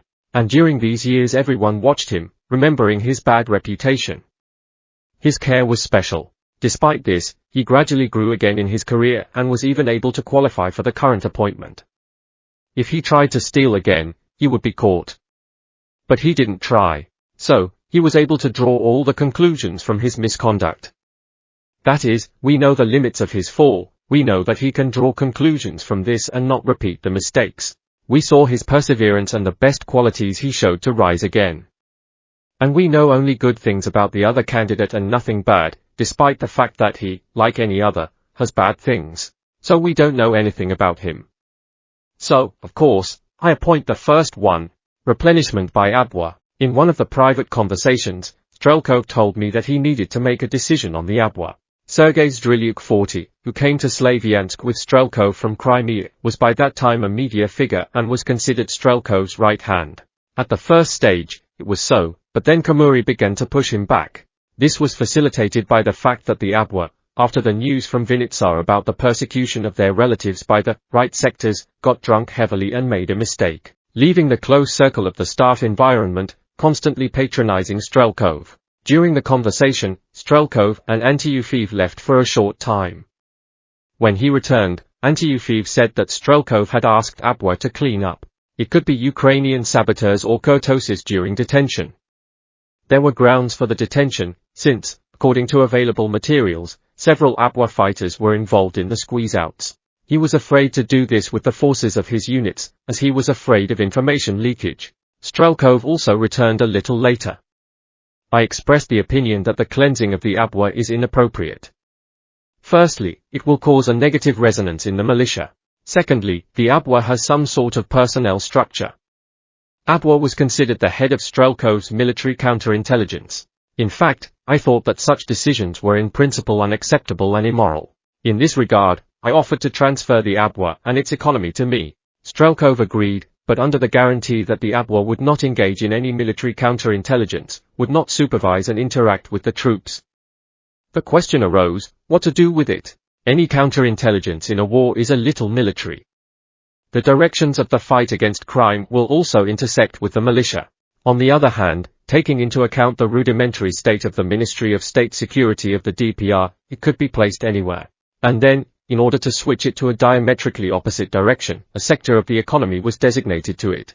It was he, no matter how ridiculous it may seem for normal conditions, at that time was the most secondary. Thus, I also acquired an Abwa detachment. He was very versatile. Employees of the SBU, Ukrainian police, several Russian volunteers, local militias. It was clear that they needed to be digested and, as a result, literally a few people should be left, but this should be done in stages. Naturally, some of them tried to implement old habits in new conditions. I ordered several bribe takers to be arrested right at office meetings in order to visualize the image of possible problems for the rest. In addition, I invited local enthusiasts, consisting mainly of previously retired veterans of the Ministry of Internal Affairs of Ukraine. At the beginning of the revolutionary events, they united in the Union of Donbass Veterans Berkut. Some of the former senior officials of the Organized Crime Control Department created their own intelligence service on a voluntary basis. I also tried to use a few people from there in the MGB. I also spoke on a local TV channel and demanded that Ukrainian intelligence officers come to register with the MGB. Nobody responded. When, on July 24, in the Assembly building of the Internal Affairs Directorate, I read out Order No. 1 for personnel on the recruitment of the first 43 employees, written the night before by me, since there were no personnel departments yet, I told them and several candidates present, now is a difficult time. Everyone who can help their people. But when it passes, most of those present here will not serve in the state security. And so it happened. Such is the pattern of such processes. Problems at the start, during the period when I was trying to solve at least some problems of the created department through my connections in Russia. My ministry was supervised by Vladimir Yurievich Antyufeev with his characteristic energy during August 2014, who, according to the decree of the Cabinet of Ministers, had the right to control the MGB, but not to manage it, since the department was subordinate to the Prime Minister, who at that time held the post of First Deputy Prime Minister of the DPR for law enforcement agencies. He made several necessary decisions, first of all, agreeing with the ABWA proposal to resettle the families of refugee employees from Slavyansk and other abandoned settlements in the Liverpool Hotel. However, in the same period, a number of problematic positions arose under the auspices of the young DPR Ministry of State Security. In particular, 1. Conflict with Alexander Khodorkovsky, who has already been mentioned. 2. Conflict with Leonid Baranov, whom I left in charge, since he served as head of the special committee before the creation of the MGB. 3. Conflict with Andrei Purgin 41. 4. Internal conflict in the newly created military special unit of the MGB. 5. Statements in the press of individual fighters of the former special committee about the coup d'état in the DPR. 6. A series of controversial detentions of militia commanders. Since almost immediately after my return, Vladimir Antyufeyev irretrievably left the Republic, I began to resolve these issues myself. The story with Alexander Khodorkovsky was settled thanks to the adequacy of the latter and a clear algorithm for the necessary measures. With Baranov, everything was somewhat more complicated. Leonid Baranov was a young, ambitious leader of the DPR. Having taken part in the revolutionary processes from the first days of the events, he was one of the organizers of the referendum and participated in writing the text of the first Donetsk constitution. In April 2014, he was appointed co-chairman of the People's Government of the DPR. Later he was captured by the Ukrainian Special Services and taken to Kiev. Later exchanged. Returning to Donetsk, he entered the disposal of Alexander Borodai and, as best he could, tried to form a kind of hybrid of law enforcement and a special structure. It turned out the way it did, but his devotion to ideals was undeniable. He also initially headed the DPR Committee for Prisoners of War and Refugees. Baranov was the first to whom I awarded a military rank. Leonid became a captain. The fact is that before that there were no titles as such in the DPR. I understood that it was impossible to build a military structure and the construction of special services without the necessary regulation and the formation of a multi-level system of subordination. Therefore, I wrote the temporary regulation on military service in the Donetsk People's Republic, which I submitted to the Cabinet of Ministers, where it was approved. In the course of its development, Strelkov asked me to introduce the positions of lieutenants and second lieutenants. As he put it, it was his little whim. But such an innovation was strongly opposed by Antyufeyev, and the Donetsk army was left without the White Guard flair. On the basis of this provision, I introduced in my ministry the temporary regulation on military service in the state security bodies of the DPR, guided by which I certified and awarded the first military ranks. Having left on business, I appointed Baranov deputy head of one of the operational departments of the MGB. The guy began to call himself an acting deputy minister, sometimes even a minister. This flattered his vanity, and I didn't scold him too hard. At the time, such things were unimportant. I had my own plans for him. To strengthen the stability of the constantly seething and then very poorly functioning parliament, I planned to promote Baranov, who was also a deputy of the Supreme Council of the DPR, to the post of chairman of the Supreme Council or his first deputy, where he had good authority. However, Leonid did not really get along with Vladimir Antyufeyev. Vladimir Yurevich was generally bad at getting along with the Donetsk people. Possessing a strong-willed and ambitious character, Antyufeyev demanded unconditional submission and recognition of his splendor, regardless of his real contribution to the ongoing revolutionary processes. It did not work with the Donetsk people. As a result, Antyufeyev took advantage of the combat opportunity.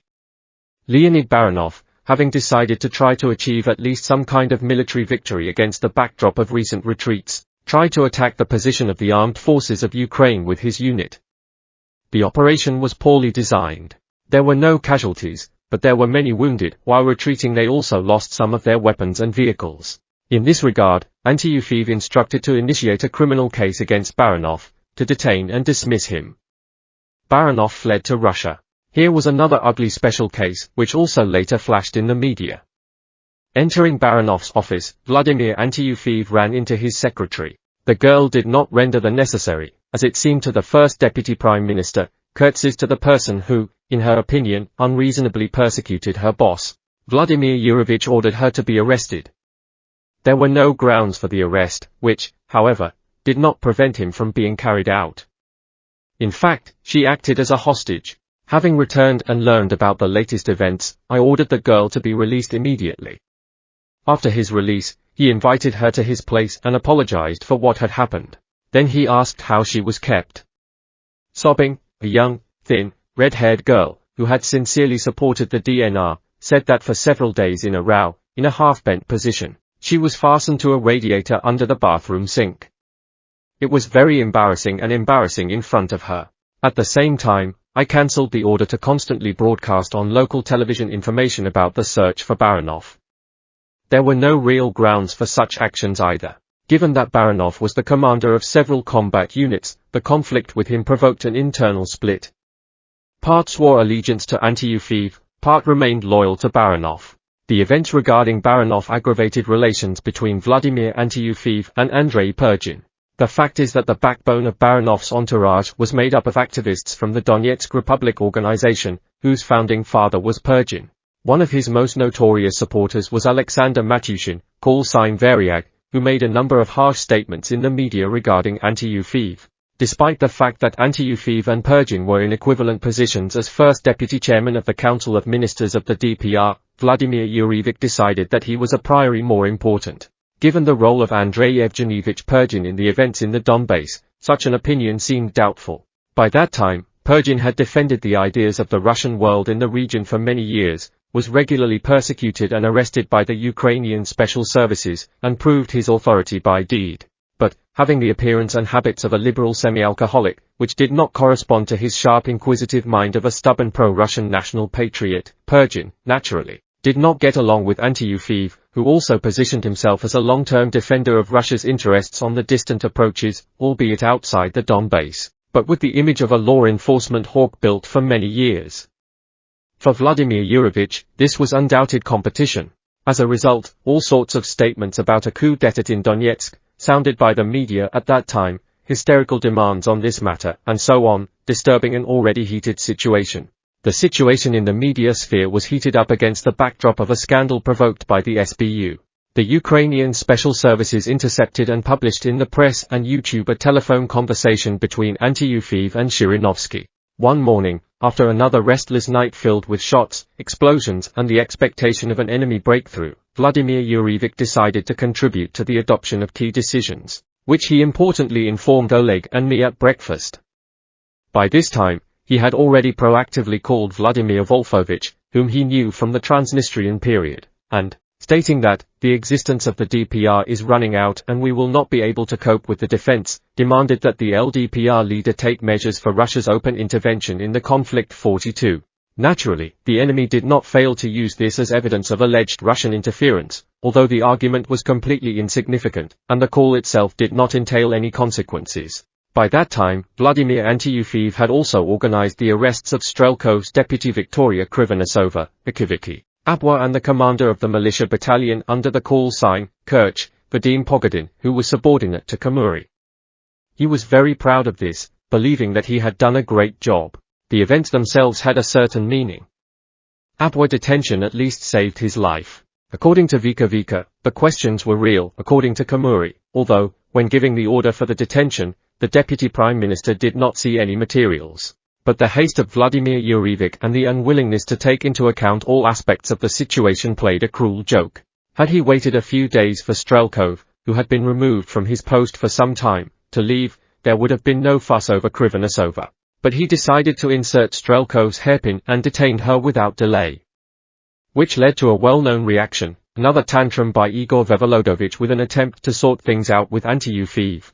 The mutual conflict between anti-UFIV and Strelkov, whose roots also lay in previous Crimean events and personal qualities, initially developed before my eyes. Both heroes were extremely ambitious, proud, and did not doubt their exceptional services to the motherland, which, in turn, demanded clear reverence from those around them and a response from the motherland. When, according to Vladimir Anti-UFIV, this reverence was not fully shown by Strelkov, although, I must say, Igor Vvolodovich behaved quite normally in this matter. Anti-UFIV simply stopped going to Strelkov's military councils with the words, "He will crawl to me." Then Strelkov flared up with a clear dislike for the elderly general. In general, I found a side on a stone. In Kerch, too, everything was uneven. A poorly planned operation led to the fact that during the arrest, during which Kerch did not resist, a random person was killed. It turned out to be a friend and driver of the new Minister of Defense Vladimir Kononov, Tsar. In addition, I had to abruptly tear the stopcock of the processes already launched by Vladimir Yurevich for the self-sufficiency of law enforcement agencies.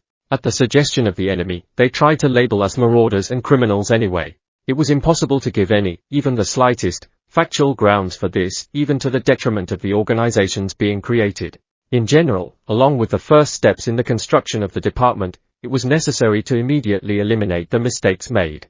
MGB will be here, new base. A question arose with the location of the Ministry of State Security of the DPR. To begin with, in Donetsk, and later throughout the Republic, the department gradually grew, strengthened and could no longer coexist with the police. Part of the administrative building of the Ministry of State Security of the DPR. Then, on September 12, 2014, at a meeting of the next Cabinet of Ministers, I submitted a proposal to transfer under the Ministry of State Security a complex of buildings on Shevchenko Boulevard in the Kalininsky district of Donetsk, previously owned by the Donetsk Regional Court of Appeal, the District Department of the Control and Audit Department and one of the tax offices that adjoined each other.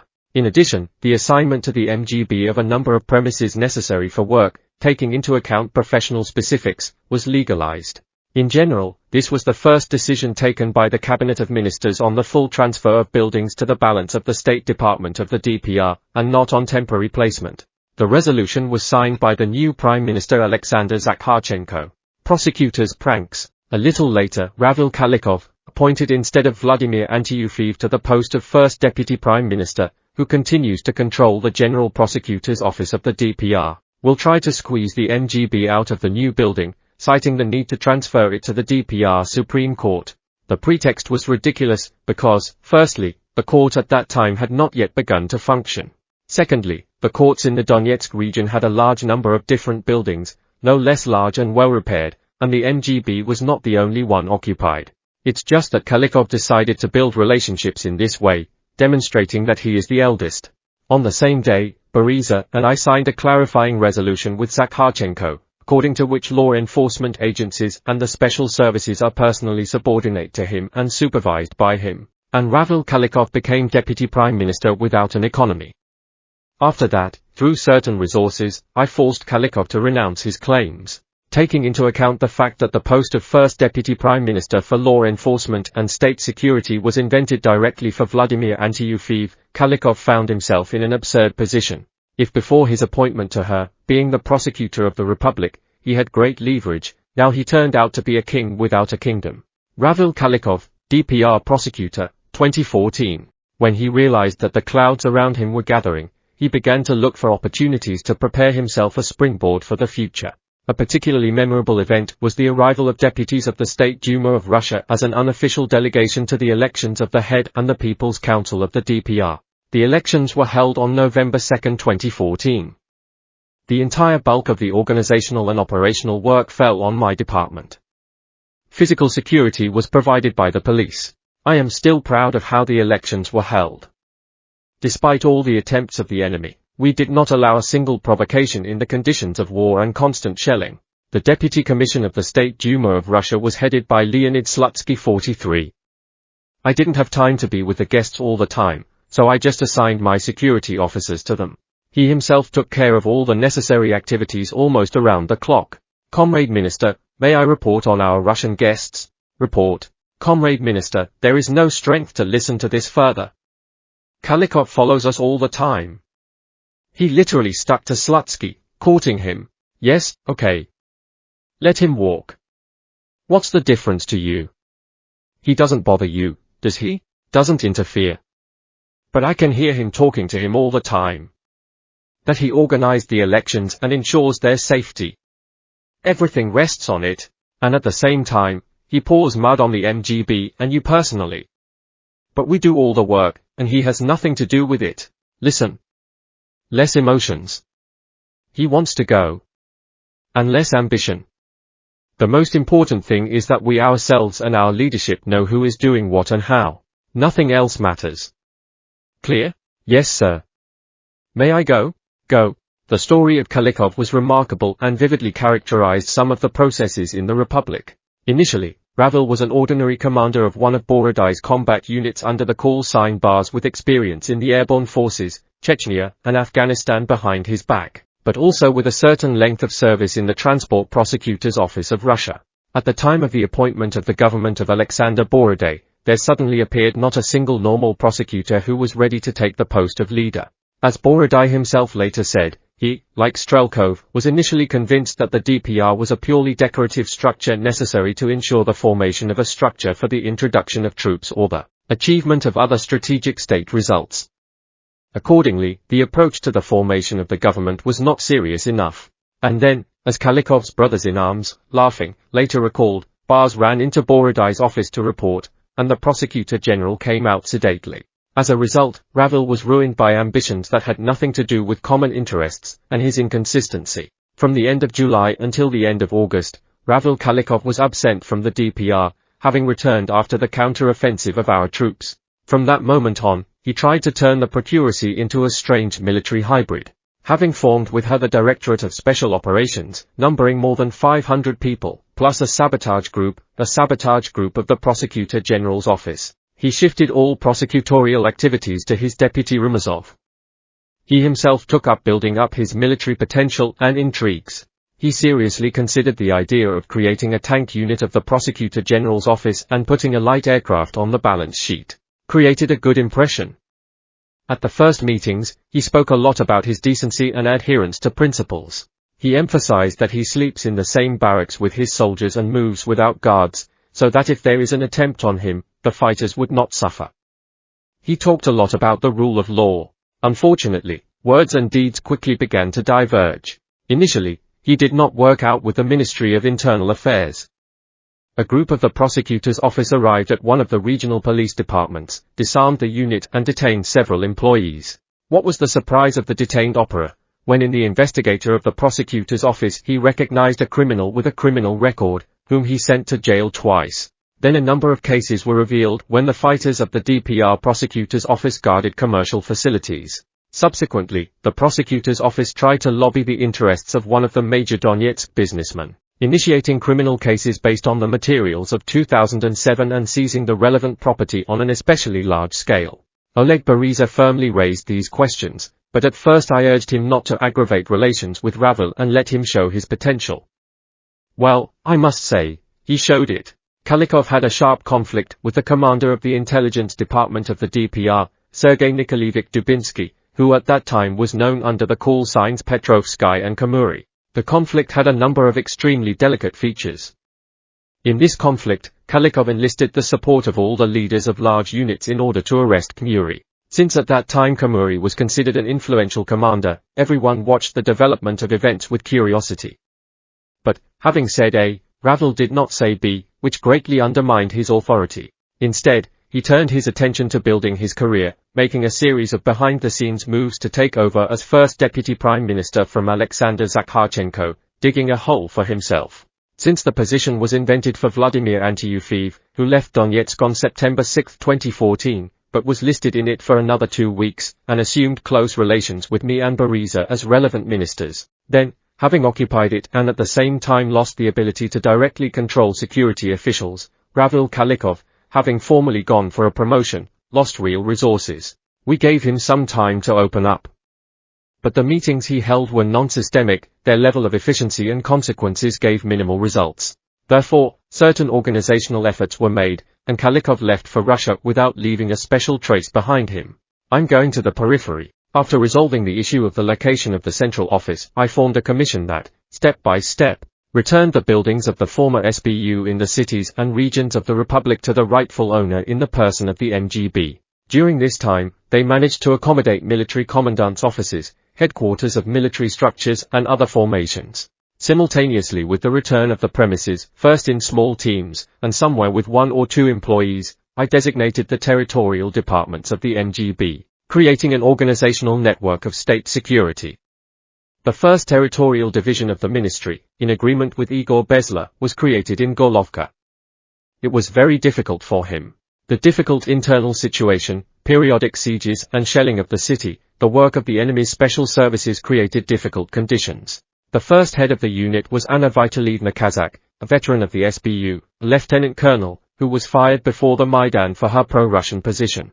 Along with the formation of city district departments of the MGB, it was immediately necessary to take measures to build a single power vertical between Donetsk and the settlements that are part of the Republic. Appendix number 2. So, in the city of Snezhnoye, a group of people with previous convictions, led by Sergei Kiryushkin, began to control a normal military commander, but a very naive manager, Sergei Godovanets, call sign Vesovchik, who was appointed military commandant, later mayor, of the city. Thanks to the influence on the commander, local criminals, taking advantage of the general confusion, organized a system for the operation of coal diggers 44, extortion, and other organized crimes. Having got a taste, the defendants tried to go into free swimming altogether.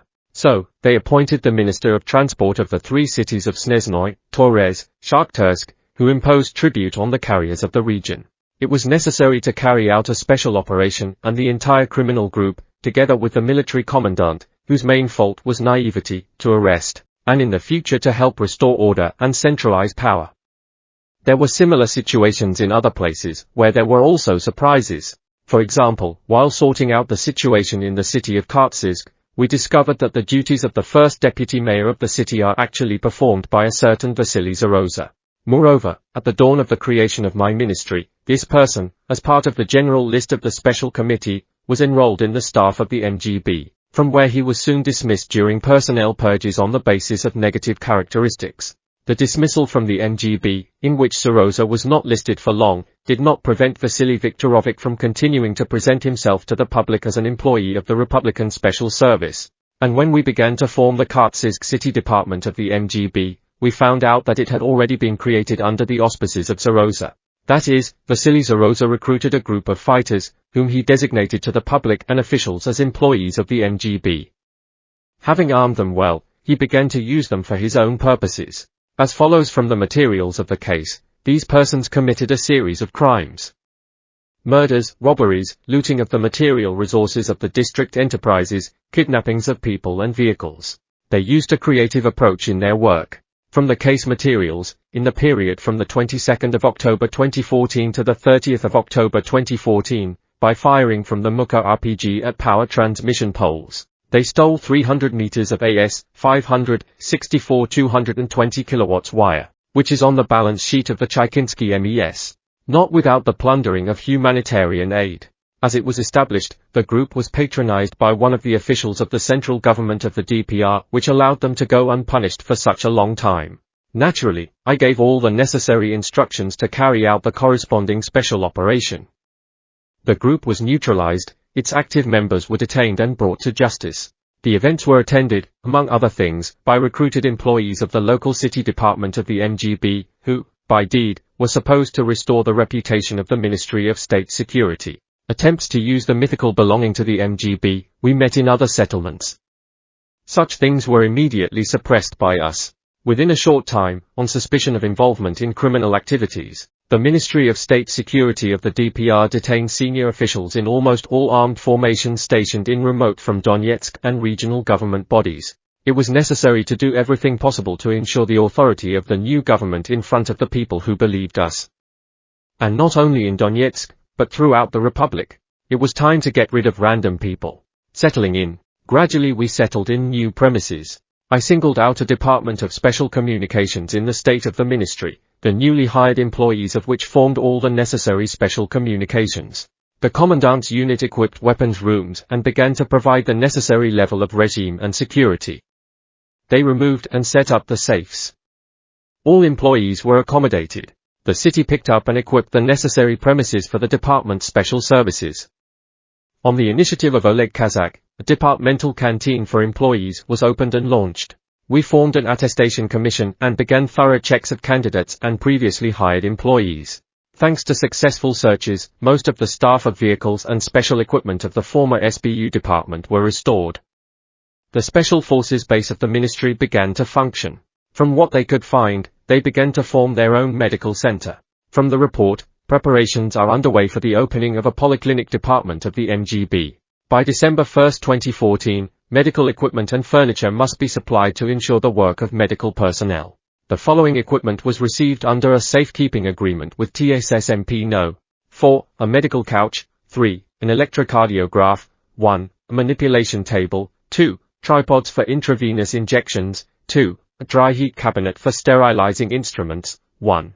It should be noted that apart from the new electrocardiograph, all the equipment is in a dilapidated condition and needs to be repaired. This is due to the fact that the received equipment was in the shelling zone. After a small repair, it can be used for its intended purpose. Also in November-December 2014, an agreement was received with City Hospital No. 3 that they would also be able to transfer part of the medical equipment. What was missing was purchased: a medium set of glasses, a SIFT soft table for an ophthalmologist, tapes for an electrocardiograph. For an otolaryngologist's office, medical instruments are required. The invoice was obtained from a medical equipment store. As of November 27, 2014, doctors at the following specialties are working: therapist, surgeon, neuropathologist, oculist. The selection of employees for the position of doctors was carried out: a psychiatrist, a dermatovenereologist and an otolaryngologist. From the building of the polyclinic on the territory that previously belonged to the SBU, it was brought: a gynecological chair, a manipulation table, in working order, an ultrasound machine. Unfortunately, they could not restore it on their own. It is necessary to invite an employee of the manufacturer to resolve the issue of the possibility of its use. Step by step, the Ministry of State Security of the DPR became a full-fledged state intelligence service. In the legal field, since the beginning of my work, I have made every effort to give my ministry an exclusively legal form. This was important for a number of obvious reasons. In the context of external accusations of banditry, illegality, internal problems of structuring a unified system of power and restoring order, the activities of law enforcement agencies and special services should be based on a solid regulatory platform. The entire legal system of the Republic at that time consisted either of the laws adopted by the Supreme Council of the DPR, or of the legislation of Ukraine of the period before the Maidan, and a number of legislative acts, for example, in the field of criminal law, of an earlier period, in part that did not contradict the normative acts of the DPR. In addition, the imprint of the adopted declaration on the harmonization of legislation with the Russian Federation was superimposed. Unfortunately, the then Republican Parliament, consisting mainly of revolutionaries of the first wave, was ineffective in matters of systematic legislative work, so very few full-fledged normative acts that streamlined real life were adopted. As for the legislation of Ukraine, this approach was not original. A similar decision was made, for example, in the 1990s in Transnistria, where Moldovan legislation was in force for several years, despite the armed conflict, before the full formation of its own legal framework. However, such a state, being a transitional and temporary one, required gradual replacement by republican laws. The MGB had its own basic normative act, adopted at the time of the creation of the department and the appointment of me as a minister, see Appendix. However, it required development and more precise regulation. Guard of Honor of the Ministry of State Security of the DPR with a banner and a standard at the Solemn Assembly on December 20, 2014. To this end, I began to select a lawyer who could cope with such an ambitious and complex task as the creation of a full-fledged legislative framework for the security system, since it was impossible to either leave the old Ukrainian system or duplicate the Russian one. Too many local nuances and features of the situation. In this role, I imagined an experienced, venerable professional with good legal practice and many years of experience. However, to my regret, I was faced with a situation where the local personnel selected for such work were either thoroughly saturated with the logic and approaches of the Ukrainian system, which did not suit me at all, or they carried out verification orders too slowly, stagnantly, and insufficiently developed. The decision turned out to be non-standard, like many others of that period. "My name is Moshe," repeating the phrase from the clip of the Beasts group, said a young sweet girl sitting opposite, answering my question. "Well, model looks and long hair are no reason to stop talking. I'm asking for a biography. Legal education, work experience in the prosecutor's office." Worried, he answers my primitive question for a lawyer about the signs of a crime, confused and stammering. But, continuing the interview, I understand that she resembles my former subordinate Natalia Kapinskaya, who was my head of the legal department at the Ministry of State Security of Transnistria. She was also quite pretty, but at the same time she had all the best or worst qualities of a professional lawyer: corrosiveness to details, perseverance when working with documents, normal bureaucratic tediousness, stubbornness, pedantry, and confidence that the world rests on written rules and break them means to destroy the world. In general, personnel officers brought a girl with the prospect of appointing her as my secretary. Just while I chose the time for the interview, they gave a number of instructions in the field of jurisprudence. I'll deal with the secretary. Normative work is more important. I appoint with a trial period, and I am not mistaken. Within a short time, the work on the comprehensive formation of the regulatory framework of the Ministry of State Security is moving forward. We regulate most of our activities. Its apotheosis will be the development of draft laws, on the Ministry of State Security of the DPR, on state secrets, and on security. In them, the powers of state security were extraordinary. This was required by the military and near-military situation.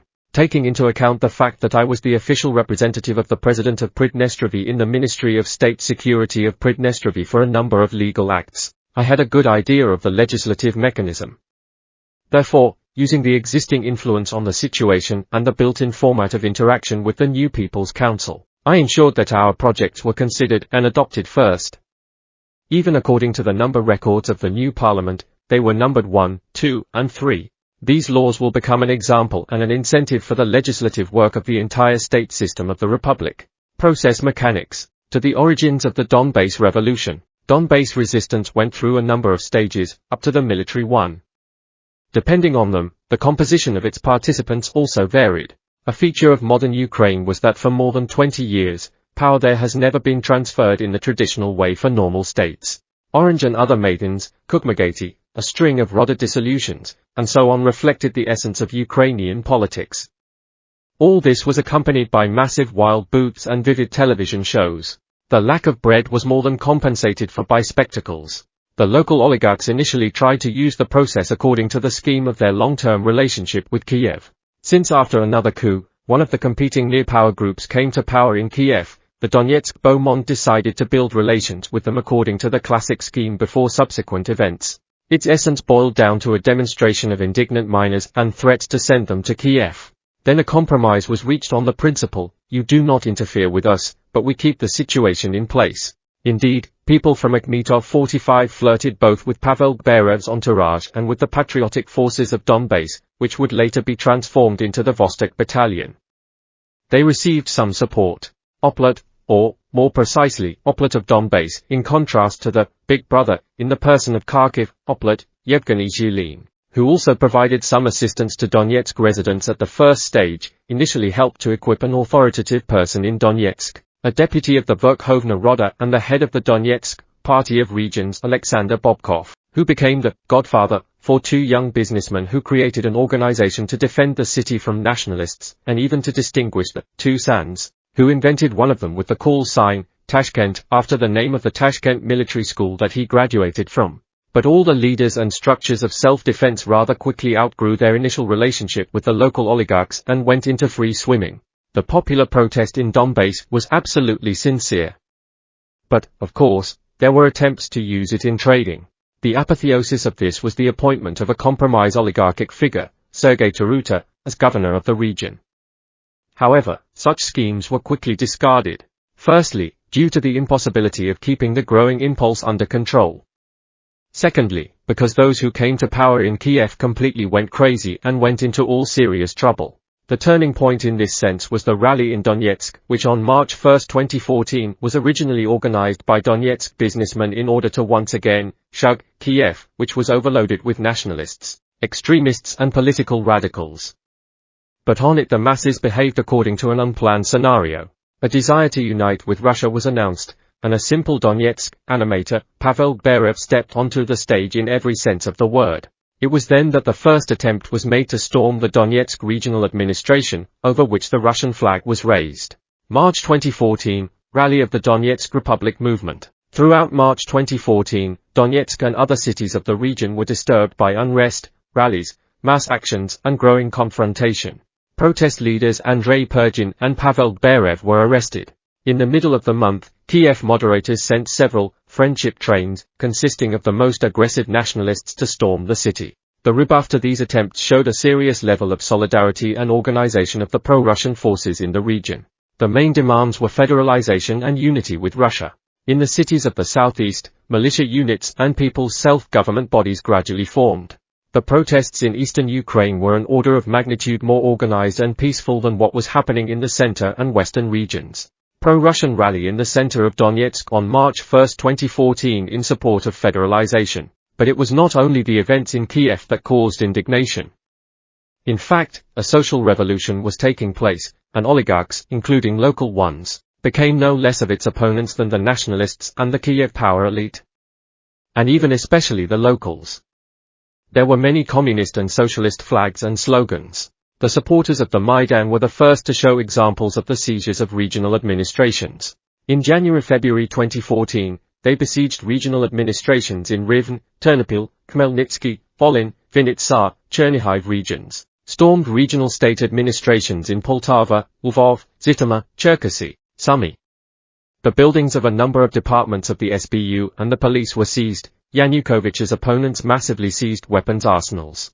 At the same time, the further legitimization of the new government that overthrew Yanukovych in Kiev directly contradicted the country's constitution. The events taking place in eastern Ukraine were a mirror image, but often a much more peaceful response to the bacchanalia of supporters of European integration. In this sense, from the point of view of legitimacy and technology of emergence, the new government in Kiev was no different from the self-proclaimed People's Government in the eastern regions. It is important to understand that in one chronological period 3 independent, albeit closely interconnected, processes developed. The first one is conditionally called Maidan. In fact, the original author of the Maidan as a real actualization of the movement of the inhabitants of Ukraine for the Europeanization of their country was Viktor Yanukovych. It was his government that over the course of several years intensified negotiations with the European Union on an association agreement, although this process began and was promoted by his predecessors. All state departments under Yanukovych's rule received official assignments for a pro-European pro-Western transformation. And it was Yanukovych's entourage that initiated the first rallies for European integration, which were supposed to demonstrate people's support for the government's decisions, which would later develop into Euromaidan after a sharp change in course. Against this background, throughout the first half of 2013, Ukraine's relations with Russia were aggravated, and Russia even started talking about sanctions against its neighbors. The fact is that the processes of westernization and European integration in Ukraine were reduced to the identity of the rejection of everything Soviet Russian. Accordingly, the movement to the West inevitably led to the rupture of ties with Russia. Moreover, these aspirations, first of all, assumed the transformation of the mentality and the change of the system of values. Under such conditions, the anti-Russian potential of what was happening was predetermined. Given the significant historically pro-Russian territorial and human component of Ukraine, this inevitably prompted an internal split, which happened. A sharp rise in chauvinism completed the picture. Even the European Parliament adopted a resolution back in 2012 condemning the surge of Ukrainian nationalism. At the intra-Ukrainian level, the situation was intensified by inter-regional competition. Moreover, it developed both according to the traditional scheme of the conflict between the eastern and western regions, where Yanukovych's team represented the Donetsk, an intra-eastern confrontation. The rivalry between Donetsk and Dnipropetrovsk, from which Igor Kolomoisky and Yulia Tymoshenko came from, the ambiguous position of the Kharkiv leadership, an attempt to maneuver the Odessa region and the Nikolaev region, the eternal Ukrainian habit of the elite layers of laying eggs in different baskets, shifted the focus from a purely civilizational confrontation to a multifaceted conflict of elites and regional stereotypes. The second process was the activation of pro-Russian aspirations in the eastern and some central regions of Ukraine, provoked by European integration, fears of losing one's own identity, breaking multifaceted ties with the Russian world. The third was the patriotic processes in support of the fraternal population of Ukraine in Russia itself, initiated by the anti-Russian rhetoric of a significant part of the Euromaidan and appeals from pro-Russian territories. The nationalist government that came after the Maidan took the direct path of self-destruction of its fragile statehood. Intoxicated with the drug of lawlessness, the putschists first adopted a law on the abolition of the regional status of the Russian language, and then completely questioned the legality and legitimacy of their own state. And they successfully succeeded. The fact is that for a long time after the recognition of independence, modern Ukraine was in a certain conflict of mentality between the declared value orientations and the legal and historical state legal personality. On the one hand, after secession from the USSR, Ukraine was legally declared the legal successor of the Ukrainian SSR. On the other hand, a policy of desovietization was carried out, glorification of fighters against the Soviet regime, etc. In fact, from the moment of gaining independence, the leadership of Ukraine promoted the connection of modern Ukraine not with the Ukrainian SSR, but with the Ukrainian People's Republic, UNR, which existed after the fall of Tsarist Russia and before the formation of the Ukrainian SSR. First, the creators of the UNR were glorified, M. Grushevsky, P. Skoropadsky and others. Later, the combat groups fighting for its independence, the Ukrainian Sich Riflemen, later the UPA, etc.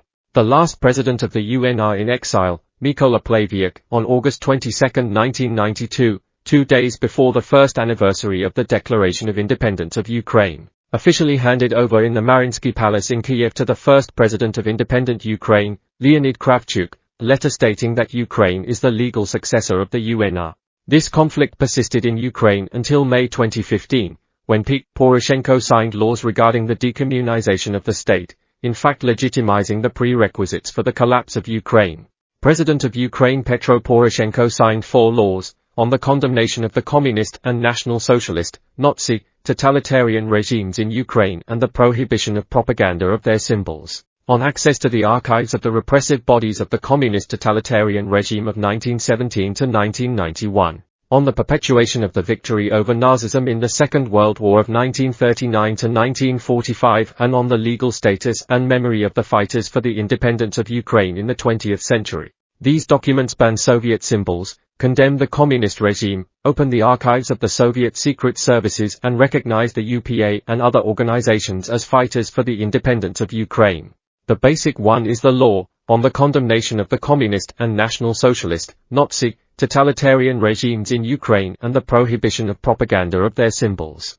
Unlike declarations, concepts, strategies, and other things, the law forms a legal act and legal consequences, including criminal law. For example, criminal liability was introduced for their violation, Article 4361 of the Criminal Code of Ukraine, restriction of freedom for up to 5 years or imprisonment for the same period with or without confiscation of property. This document equates the communist regime with the Nazi, fascist. Hence the corresponding conclusions, a ban on propaganda, symbols and justification of the criminal actions of this regime. The document at the legislative level fixes the condemnation of the communist and Nazi regimes as criminal. In particular, Article 2. Condemnation of the communist and National Socialist, Nazi, totalitarian regimes. 1. The communist totalitarian regime of 1917 to 1991 in Ukraine is recognized as criminal and such that it pursued a policy of state terror, which was characterized by numerous violations of human rights in the form of individual and mass murders, executions, deaths, deportations, torture, forced labor, and other forms of mass physical terror, persecution for ethnic, national, religious, political, class, social and other motives, infliction of moral and physical suffering when using psychiatry for political purposes, violations of freedom of conscience, thought, expression, freedom of the press and lack of political pluralism, and in connection with this condemned as incompatible with the fundamental rights and freedoms of man and citizen. A situation has arisen, the obviousness, unambiguity and consequence of which in this aspect, probably, will be fully appreciated first of all by professional lawyers. After all, the criminalization of the Soviet period in Ukraine means the recognition of the illegal activities of the state bodies of Soviet Ukraine and the consequences of their decisions, including the annexation of new lands to the former territory of the UNR.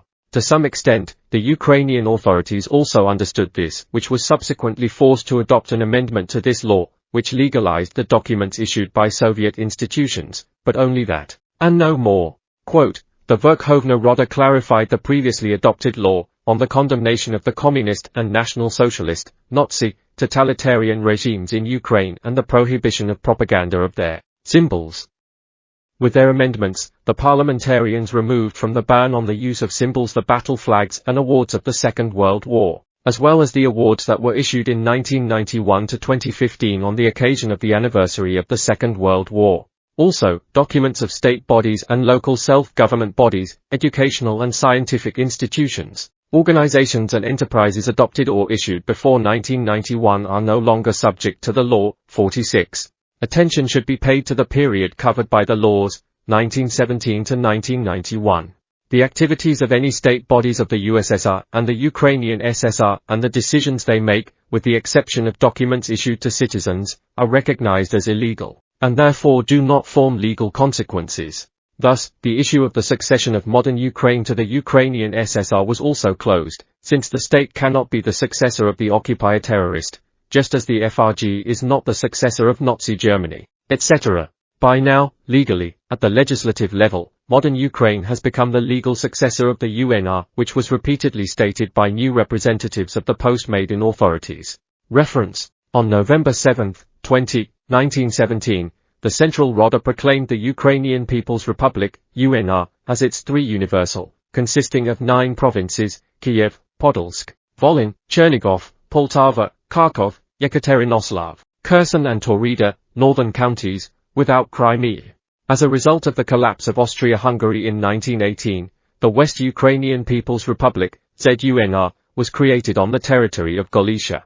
The republic was proclaimed on the night of November 1 by the Sich Riflemen, Ukrainian national units within the Austro-Hungarian army. As a result, on the same day, an armed uprising of the Poles began in Lvov. These events served as a signal for the start of the Polish-Ukrainian War. On January 22, 1919, the ZUNR proclaimed the Act of Association with the UNR, the Act of Zluka. In total, for the period 1917 to 1920, there were 16 self-proclaimed political entities on the territory of Ukraine. At the end of January 1918, the Donetsk Kryvyi Rog Soviet Republic was also organized on the principles of national autonomy. Her power extended to Kharkov, Yekaterinoslav, partly Kherson provinces and to some areas of the Don Army. None of the parallel republics on the territory of what was then Ukraine, Odessa, Donetsk Kryvyi Rog, etc., was part of the UNR. This gives all the historical grounds for a number of Ukrainian territories, including the Donbass, to claim to be returned to the parent states. Gradually, in 2014, the concept of Novorossiya began to come into use, which, however, was not an independent political guide for the rebels. Novorossiya was seen as a geographical term, historical precedent, and a legal gimmick, akin to formally declaring Crimea's independence before joining Russia. The designation of Novorossiya made it possible to create legal instruments for isolating a certain pro-Russian territory of Ukraine with its potential incorporation into Russia. An alternative model in the form of the existence of Novorossiya as an independent, but friendly to Russia, satellite state was unrealizable in practice. The main owners of the brand at the people's level were originally Pavel Gberev, who headed the political movement Novorossiya and controlled the Donetsk TV channel of the same name, and on the official status, Oleg Zerov. There were attempts to create smaller beneficiaries. At one time, for example, a certain Boris Borisov flickered in the information space, taking on no less than the role of the main conductor of Novorossiya. In order to promote himself at the expense of the already promoted symbol, he even offered a place to Gherkin in his non-existent government, but he did not share such a large generosity. Member of the Verkhovna Rada and candidate for the presidency of Ukraine, Dnipropetrovsk businessman Oleg Zerov, who sounded bright with his pro-Russian statements, was declared the chairman of the parliament of Novorossiya. Unfortunately, the suppression of popular protest in other pro-Russian regions will not give it a chance to start. Because of this, the Novorossiya project will be frozen, and much later, according to the laws of political raiding, the brand itself will be squeezed from its previous owners by Igor Gherkin, who will try to use it to promote his opposition domestic political movement, seriously marginalizing it. But this will no longer be related to the struggle for Donbass and Ukraine. In the spring of 2014, the events in Crimea and the subsequent entry of the peninsula into Russia played a big impetus to speed up the processes. Walkers from the Donbass and other pro-Russian regions of Ukraine reached out to the Crimea with a request to do as you do. There were no legal prerequisites for repeating the Crimean scenario, but there was hope that the desperation and mass character of the popular impulse would turn the tide. Those participating in the Crimean event responded to the call. Alexander Borodai and the forces behind him sent the enthusiastic Strelkov, who had been fined in Crimea, to the borders of the Donetsk region to study the situation and establish cooperation with the protest leaders. On the one hand, this diverted the defendant from uncomfortable questions about the events in Crimea 47. On the other hand, Borodai gave his friend a chance to rehabilitate himself by using his abilities for a good cause. Strelkov, realizing that he failed to become a hero in the Crimea, went for broke and made his own, which later became famous, Slavic campaign. It was a clear false start, because the situation had not yet been warmed up to the point where such extreme measures could be allowed. Among the secret services, there was even a discussion of the version that Gherkin was the effect of a red herring. 48. But what happened. It would be impossible to play back or repeat later the actual intervention of the patriotic forces of the mainland. Therefore, they began to make Strelkov a public symbol of the entire movement. It was absolutely not important how the TV image coincided with reality. It was more important to personify, mythologize and glorify resistance. To do this, Alexander Borodai, together with his assistant on information issues, Sergei Kaftaradze, first concentrated the information resources they had, and then went through all the influential patriotic circles in order to reach the level of the central television channels. Thanks to the general ecstasy of the Crimean Spring, they succeeded.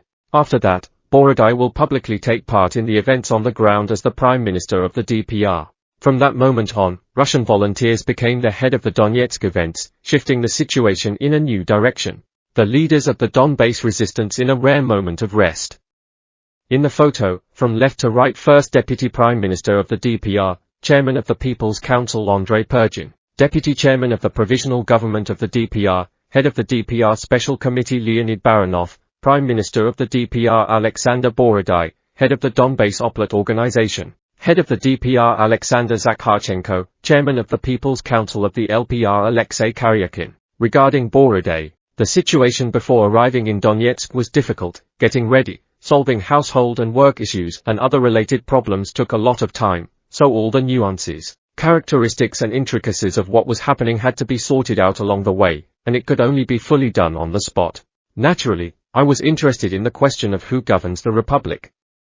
Before the events, I had not heard anything about Alexander Yurievich Borodai.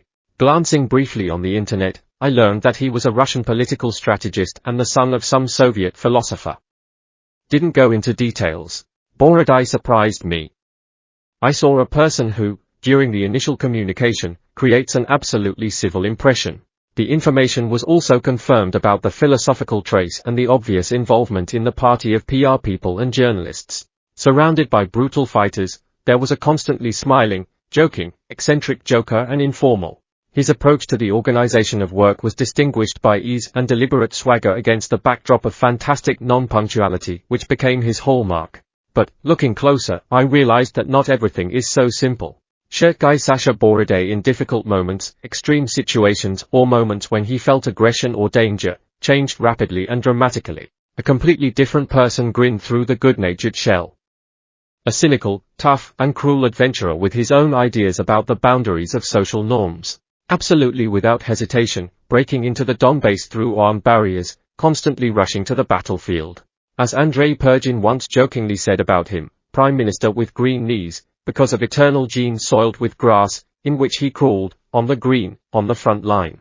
And suddenly it turned out that a civilian surrounded by militants was not a liberal at all, but an extremist fired upon, greedily breathing in the air of war, constantly playing with his fate and life and not sparing others for the sake of a big idea, to which he dedicated everything that he has. This was felt by the fighters and commanders, who were drawn to him not only as a formal boss, but also guessing their own in him.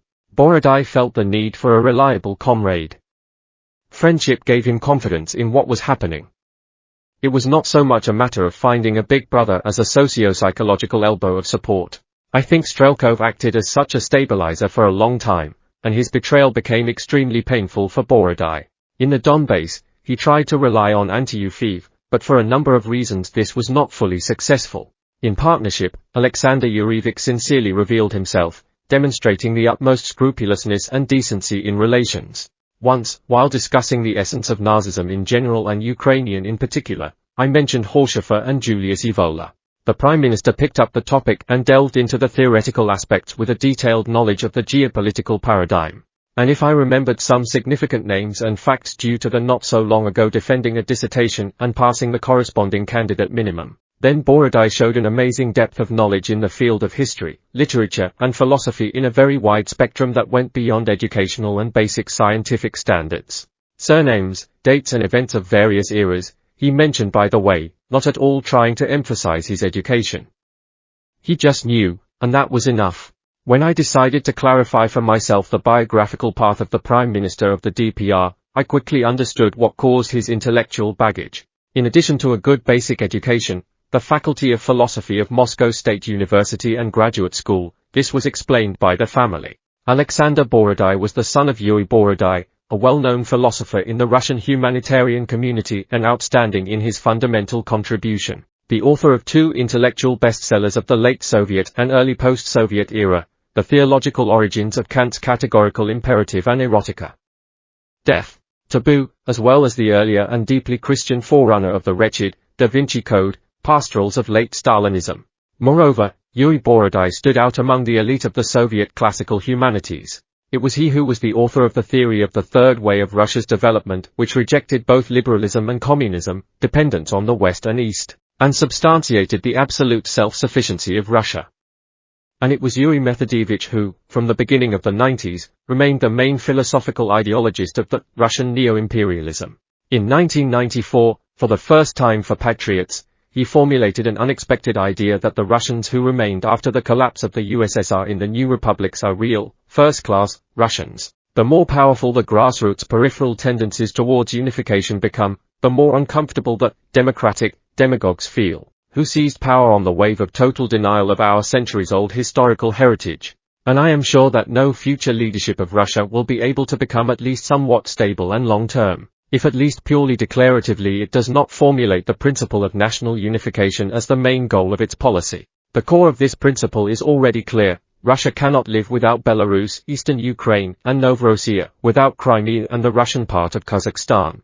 After all, millions of Russians have turned out to be outside the Russian borders today, different in their genetic inclinations than those who live in the central regions. Do not forget that the most passionate, mobile and capable part of the Russian peasant population during collectivization fled from the central regions, settling in peripheral regions. Today they are there, the backbone of the military-industrial complex and local engineering and technical personnel, doctors, teachers, and the military. They feel completely Russian, and they are not on the way with local independent politicians. 49. Thus, there was a direct succession. The son put into practice the theoretical developments of his father. Once, talking about the past, Alexander Borodai mentioned, among other things, Uncle Sasha and Uncle Leva. When I figured out who I was talking about, I was amazed. Uncle Sasha was Alexander Zinoviev, whose books on sociology I read many years ago. His yawning heights contributed to the formation of my youthful worldview. Well, Uncle Leva turned out to be Lev Gumilyov. The stories about his difficult relationship with his mother Anna Akhmatova and his thorny personal life surprised him with their original everyday spontaneity. As it became known to me later, Zinoviev and Gumilev with Yuri Borodai published joint articles. And it was Yuri Borodai who wrote the scandalous review of Gumilyov's book Ethnogenesis and the Biosphere of the Earth, where the theory of passionarity was formulated. In addition to official relationships, Borodai aroused my personal sympathy. In addition to Alexander Zakharchenko, he was one of the few with whom truly comradely relations arose in the Donbass, since the position I held did not imply excessive familiarity. Gradually putting together the elements of his biography and life path and asking him about it, I formed an idea for myself which road brought Borodai to the Donbass. She was more than normal. The path of a patented Muscovite, who has every chance of becoming a refined liberal, was, however, corrected, mixed up, tempered, fixed and sealed by a personal penchant for adventurism, paternal precepts, sincere patriotism and adrenaline addiction. In 1992, in the period from late June to August, a young student of the Philological Faculty of Moscow State University Sasha Borodai goes as a volunteer to the war in Transnistria, where he fights as part of a Territorial Consolidated Detachment, TSO, will later be reformatted into the border troops of the Ministry of State Security of the PMR. His unit was based in the direction of the village of Kapanka in the settlements of Kitskany, Kremenchuk. At the end of the war, he returned to Moscow and continued his studies in the third year of the Faculty of Philosophy of Moscow State University. At the same time, he began to do business. Through an acquaintance, Mikhail Ivanov, he arranges most of the volunteers for the security service of the Borman Moscow State Technical University, where he himself was listed, supervising security shifts. In the building, which will later become the MSTU Club, its fighters kept weapons. In 2016, together with Borodai, we will present the Donbass volunteer badge to Ivan Okhlobystin in these premises. At the same time, he continues to participate in the patriotic movement. He is elected head of the security service of the short-lived National Salvation Front. In 1993, he took part in the events to defend the White House, Supreme Council of Russia, in the confrontation with Boris Yeltsin. Almost all of his volunteer company, which participated in the defense of the PMR, went with him. The headquarters of the division was the premises on Povarskaya Street, which later will house the trendy restaurant El Gauchito. During the events, he took part in the storming of Ostankino, in which his comrade Vladislav Shurigin, who later became a well-known war correspondent, was wounded in the leg. It was Borodai who would be next to him at that moment, being directly subordinate to General Markashov. He participated in negotiations with the Vitez unit and on the morning of October 4, together with his fighters, left the White House, which only Vasily Fimin refused to leave, who died there. He identified himself exclusively as a Russian nationalist with an emphasis on patriotism. After the events, he was invited to the newspaper Tomorrow. At this time, he graduated from Moscow State University and entered graduate school. In 1994, Borodai undergoes the then existing military training from the military department in the Kantemirovskaya division. There he met with those who were on the other side of the barricades during the storming of the White House. He began to write military essays and was invited to work at RIA Novosti as a war correspondent.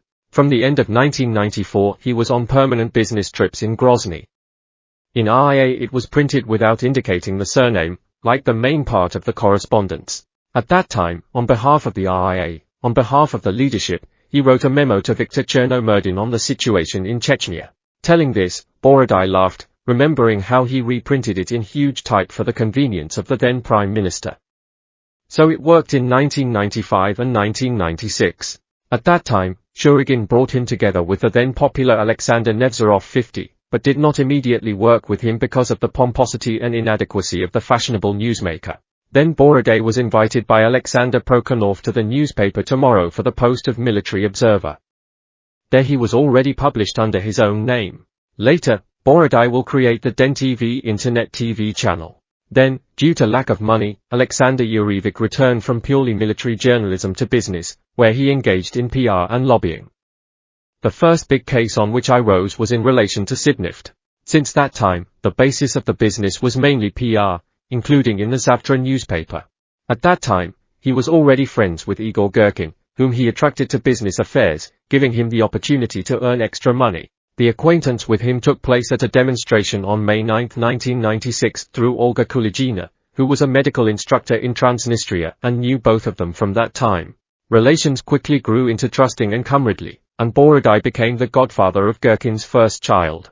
As a military corps officer, at that time he took up Tajikistan, since after the Khasavyet peace, the topic of Chechnya began to fade at that time. From 1996 to 1999, Borodai regularly visited Tajikistan, which was torn apart by the consequences of a bloody civil war. Most often he worked with the 201st Division. He made many exits with detachments of psychological operations and intelligence of the division. On business and related matters, he had a call to Afghanistan. At the same time, he began to study Ukraine. Since 1999, the Second Chechen War began. From the very beginning of August 1999 I went there. Girkin went with him, to whom he made the documents of a journalist. Girkin in the service for a long time did not agree on a business trip, but he needed it to move up the career ladder, and simply for a patriotic drive. By that time, Alexander Yurevich already had many connections in the military environment, and Borodai, through the magazine of the internal troops at a combat post, with the assistance of the then editor Vladimir Sheremet, made Girkin the documents of a war correspondent, which allowed him to go along with Borodai. There Alexander fights and works in the Kada zone, in the 8th detachment of the Special Forces of the internal troops, in which he has been since the beginning of 1996 and was friends with its commander Vladimir Ivanov. Then Novolatsky district. Borodai's next visit to Chechnya will be in January 2000. Personally took part in the second assault on Grozny. He was surrounded in the Zavodskoy district of Grozny. The unit in which he was located suffered significant losses in killed and wounded. Then he returned to Moscow again and continued his business, but the next year, 2001, he again went to Chechnya with Girkin, where he was stationed in the Vaydino district, in the later widely known Katuni camp. I asked Borodai, Alexander Yurevich, why were you there? You were already well-to-do, an established respectable person, to which he received the answer, for myself. Obviously, the basic motive for him was military action and patriotism. Self-realization. And business again.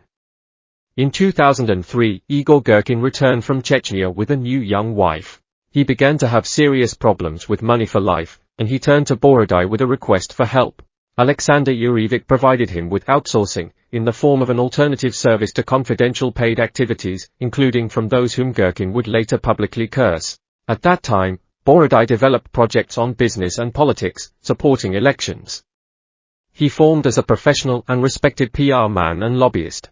Alexander Borodai at a rally in Donetsk, May 2014. By that time, he had met Konstantin Malafeev 51, with whom he was implementing a project to lobby for the adoption of the law on prohibition of homosexual propaganda in Russia. The law was very difficult. Work was actively organized in Ukraine as well. Its main part still remains confidential, only its small spark sometimes cut through the sky. For example, Alexander Rodnyansky, the owner of one of the central Ukrainian TV channels 1, admitted in an interview that back in 2006 he collaborated with Borodai in the fight against oligarch Igor Kolomoisky 52. Later, from the very beginning of the Crimean events, Alexander Borodai became an advisor to Sergei Oksanov, where he attracted a number of his personal connections, including Igor Girkin. The apotheosis of this path was Donetsk. Alexander Borodai will be a unique case in the struggle for the independence of young states and armed conflicts. Neither before nor after him there are examples when a resident and citizen of the Russian Federation, a Muscovite, albeit for a short time, but headed any state or territory outside of Russia. Of course, the leaders of South Ossetia, Abkhazia, and Transnistria had Russian citizenship. But they were all locals who received Russian passports. Borodai created an exclusive historical precedent. About volunteers and militias, the evolution of protest. The armed forces of Donbass have become a unique phenomenon in the post-Soviet space. This is the only army that is completely, 100%, made up of volunteers who have entered the service, some of whom receive no monetary support at all and provide a significant part of their military and urgent needs either at their own expense or with the money of philanthropists. This is the dream of any government. The composition of the militias and volunteers, with a simple classifying difference that the militias are local, and the volunteers are from Russia and other countries, was heterogeneous and changed significantly at different periods of the development of events in the Donbass. One of the notable volunteers once, in a conversation with me, even offered his own system for assessing this dynamics. He singled out several chronological stages, which I clarified and supplemented. The first is political, from the beginning of the organization of the unrest until about the second half of May 2014. The composition of the protesters was mostly civilian. People were reaching out, counting on the Crimean scenario, inclined mainly to political protest in various forms. The movement attracted a purely political mass and the opportunity to defend their principles.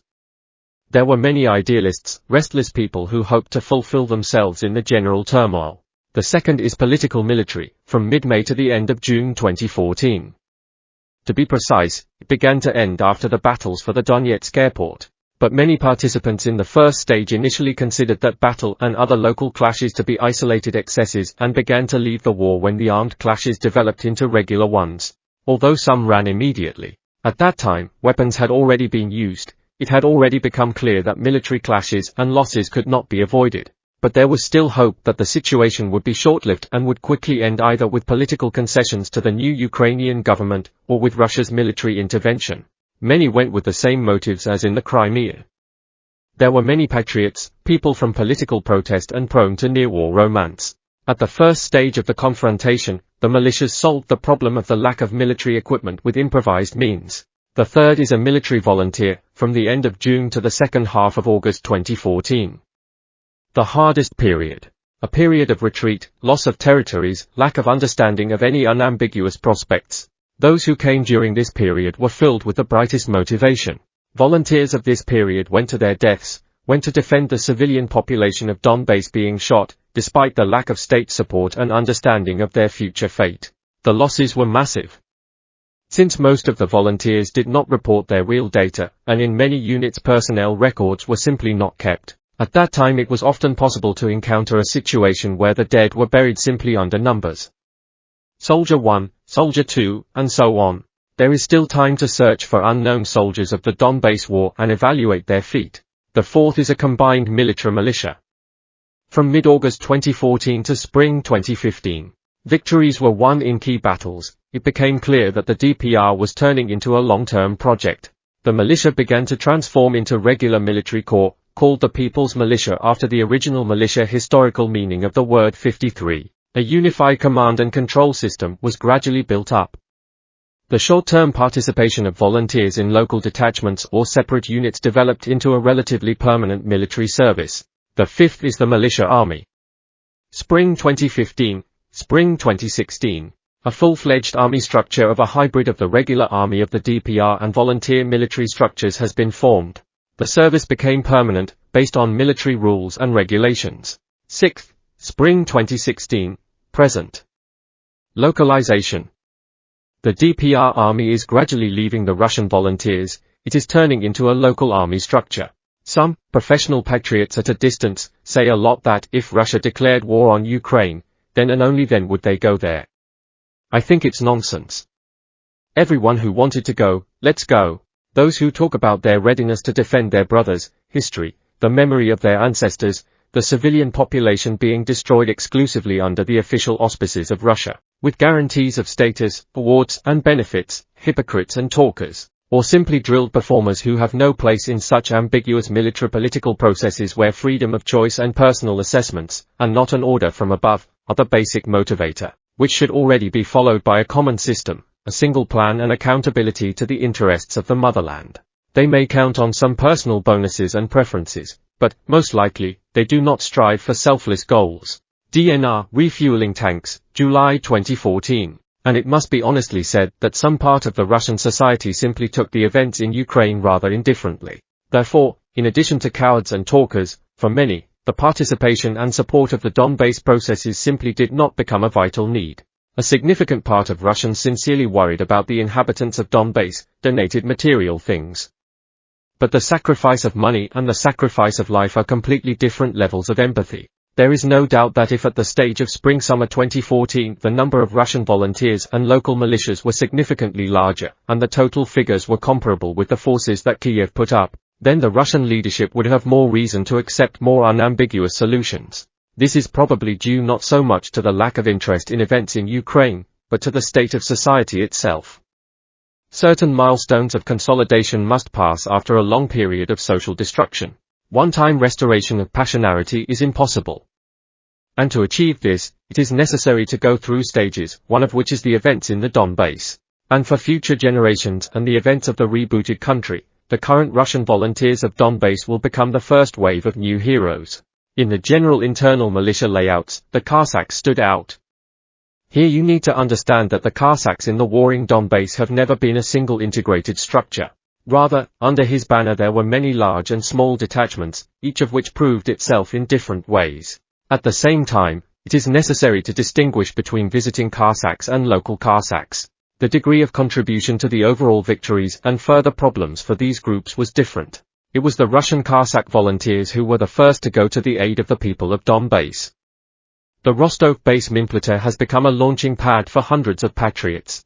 Ataman Nikolai Kozitsyn stood out in particular in the Luhansk direction, who at some stage actually isolated part of the territory of the LPR, acting, according to the general tradition, as one of the specific princes and at the same time protecting it from the enemy. There were also independent chieftains of a lower rank, controlling their settlements. In the DPR, the situation had its own specifics. At first, part of the Cossack units fought exclusively on their own, part went in for a short time, to take part in the hostilities as part of the Vostok, Oplet or other formations. Cossack volunteers carried out the defense of a number of the most important strategic areas, and also formed the backbone of a significant part of the militia units. And it was they, under the auspices of the Vostok Battalion, whose 4th and 5th bases they used only as bases and resources, that for a long time were the basis of the defense of Sor, Mogyla 54. Detachments of Filin, Scouts, the Cossack Baklanovsky Regiment, the Wolf 100 demonstrated outstanding courage. After the rapid post-August increase in all armed structures began, the Cossacks did not remain aloof from these processes. The main part of the Cossack formations began to go under the auspices of Igor Nikolaevich Bezla, consolidating and expanding his possessions, although a number of groups and detachments continued to maintain independence. This situation spilled over until Biz left the DPR in November 2014. And then the Cossacks were left without unconditional authority. Temporarily, the local Donetsk ataman Yuri Safronenko, call sign Batia, such a rare call sign, acted as such. From that moment on, the Cossack name was seriously discredited. Batia structures have been seen in numerous illegal facts. And against this background, they did not actually recognize the central role of the governments of Donetsk and Lugansk.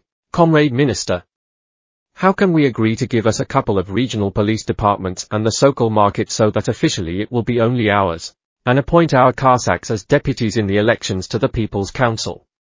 We are there with whom we need to agree.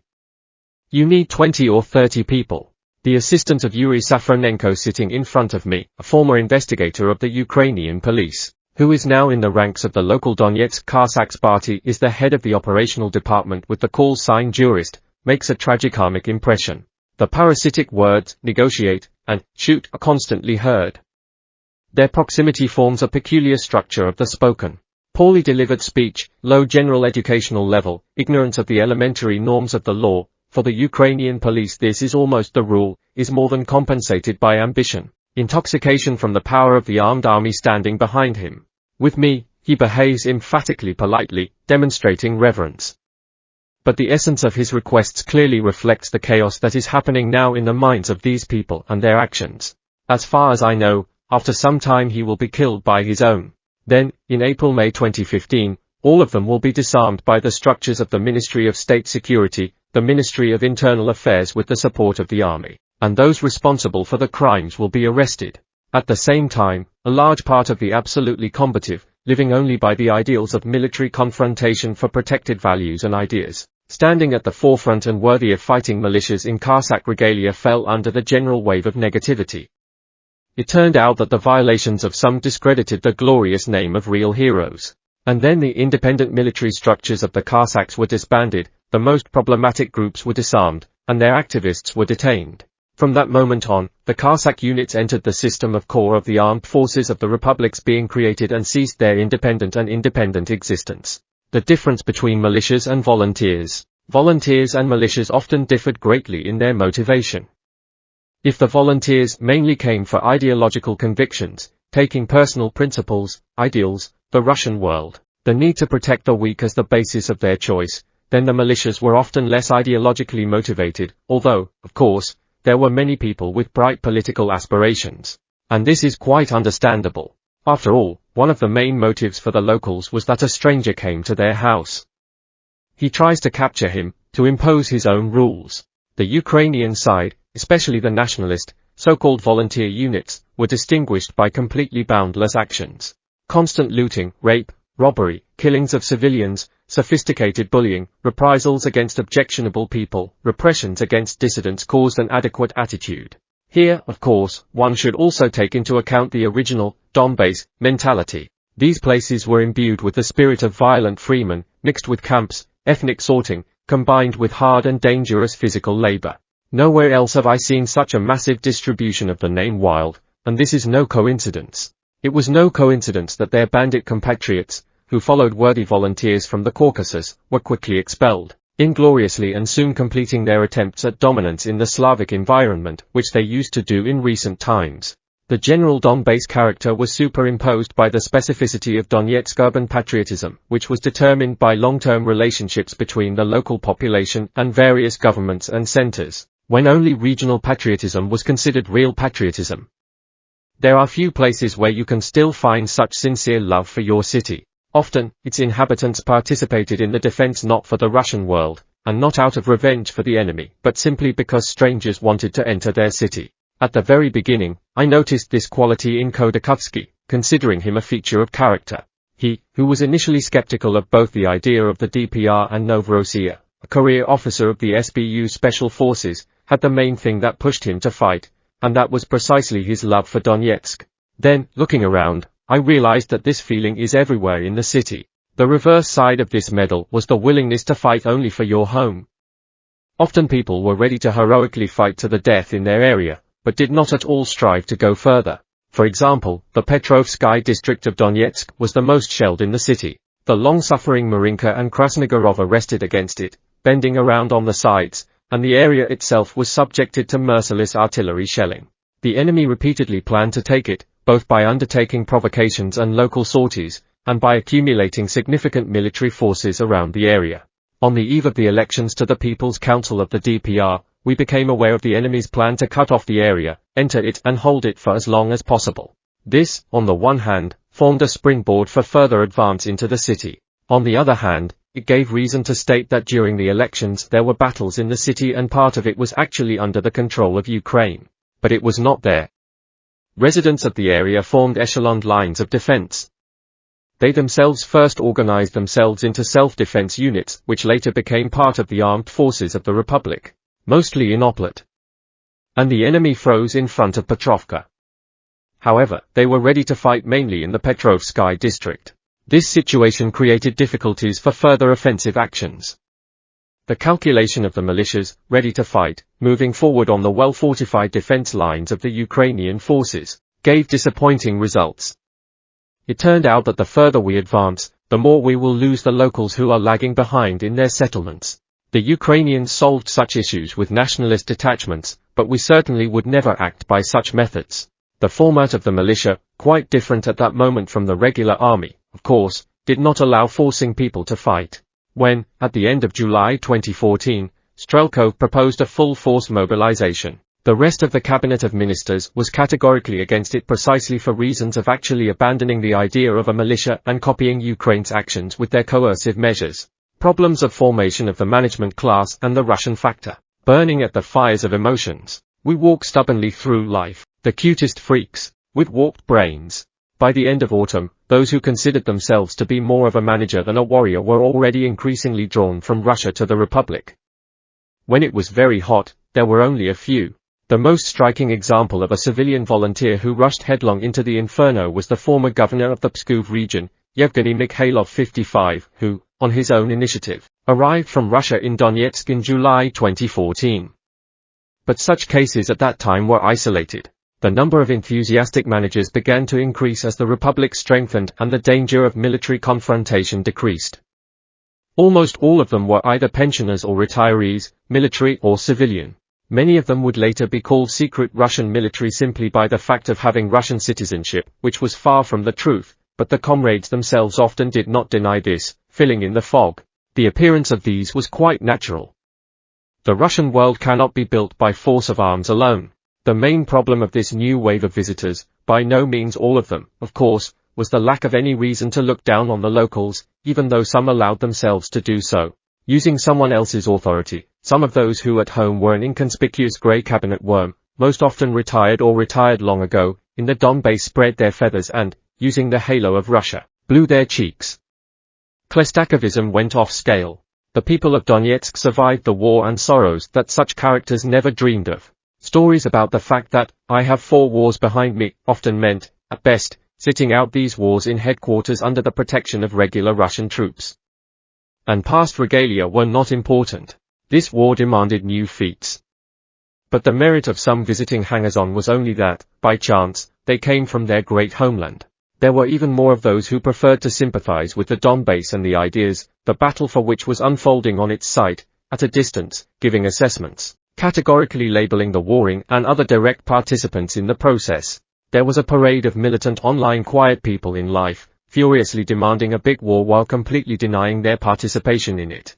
At the same time, each of these had an individual set of explanations for the reasons for their weakness. Many of them, in principle, are not capable of acting, releasing all their patriotic steam in endless virtual and office battles, chatter and articles on the internet, where they have erected idols and appointed scoundrels. Most often, this had little in common with objective reality. Involuntarily, an allusion to well-known characters from the imperishable Golden Calf by Ilf and Petrov suggested itself. Almost all of them were wearing piqué vests and patriotic baseball caps. Some even wore t-shirts with the inscription USSR. Others, in any weather, tried to wear army or fishing camouflage, plastered with bright chevrons, where the word Novorossiya necessarily appeared, despite the fact that a significant part of their wearers had never fought, and some had never been to the Donbass at all. Vests were in fashion, which were probably associated with Novorossiya, for which they had to be torn.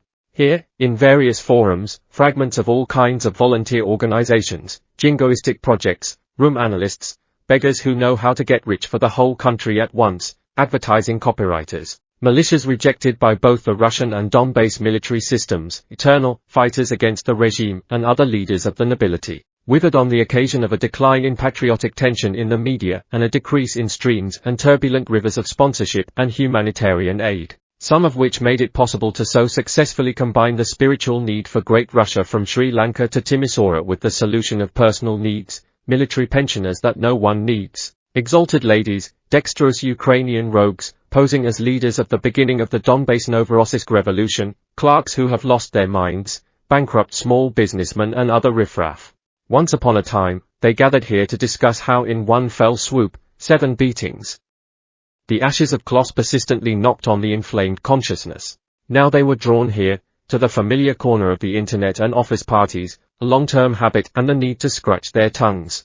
They read the website of the Novorossiya movement every day. They did not respect the pro-Kremlin Surkov resources, and everything that happened in the world was considered as a prelude to the draining of Novorossiya. The drain of Novorossiya was their personal life constant, which explained why they were left out of what was happening. Once upon a time, at the beginning of events, Novorossiya, as the forerunner of Russian expansion or the key to the pro-Russian federalization of Ukraine, had such tangible chances, and everything was so cheerful and, as it seemed to them, immediately resolved the complex problems of Russian society and the state as a whole, brought meaning to the gravy existence of many that the legend of Novorossiya still casts a golden sheen on their bright corner, while at the same time enabling the most cunning and prudent of them to secure their own financial and political existence. Have you read about the last meeting in the Normandy format? One piqué waistcoat addressed another piqué waistcoat. Lavrov's speech? Lavrov is the head, answered the questioned waistcoat in such a tone, as if he was convinced of that on the basis of a long acquaintance with the diplomat. Have you read what speech Strelkov made at a meeting of supporters in St. Petersburg, this cradle of the revolution? Well, what to talk about? Strelkov, this is the head. Listen, Maxim, he addressed the third in a greasy t-shirt.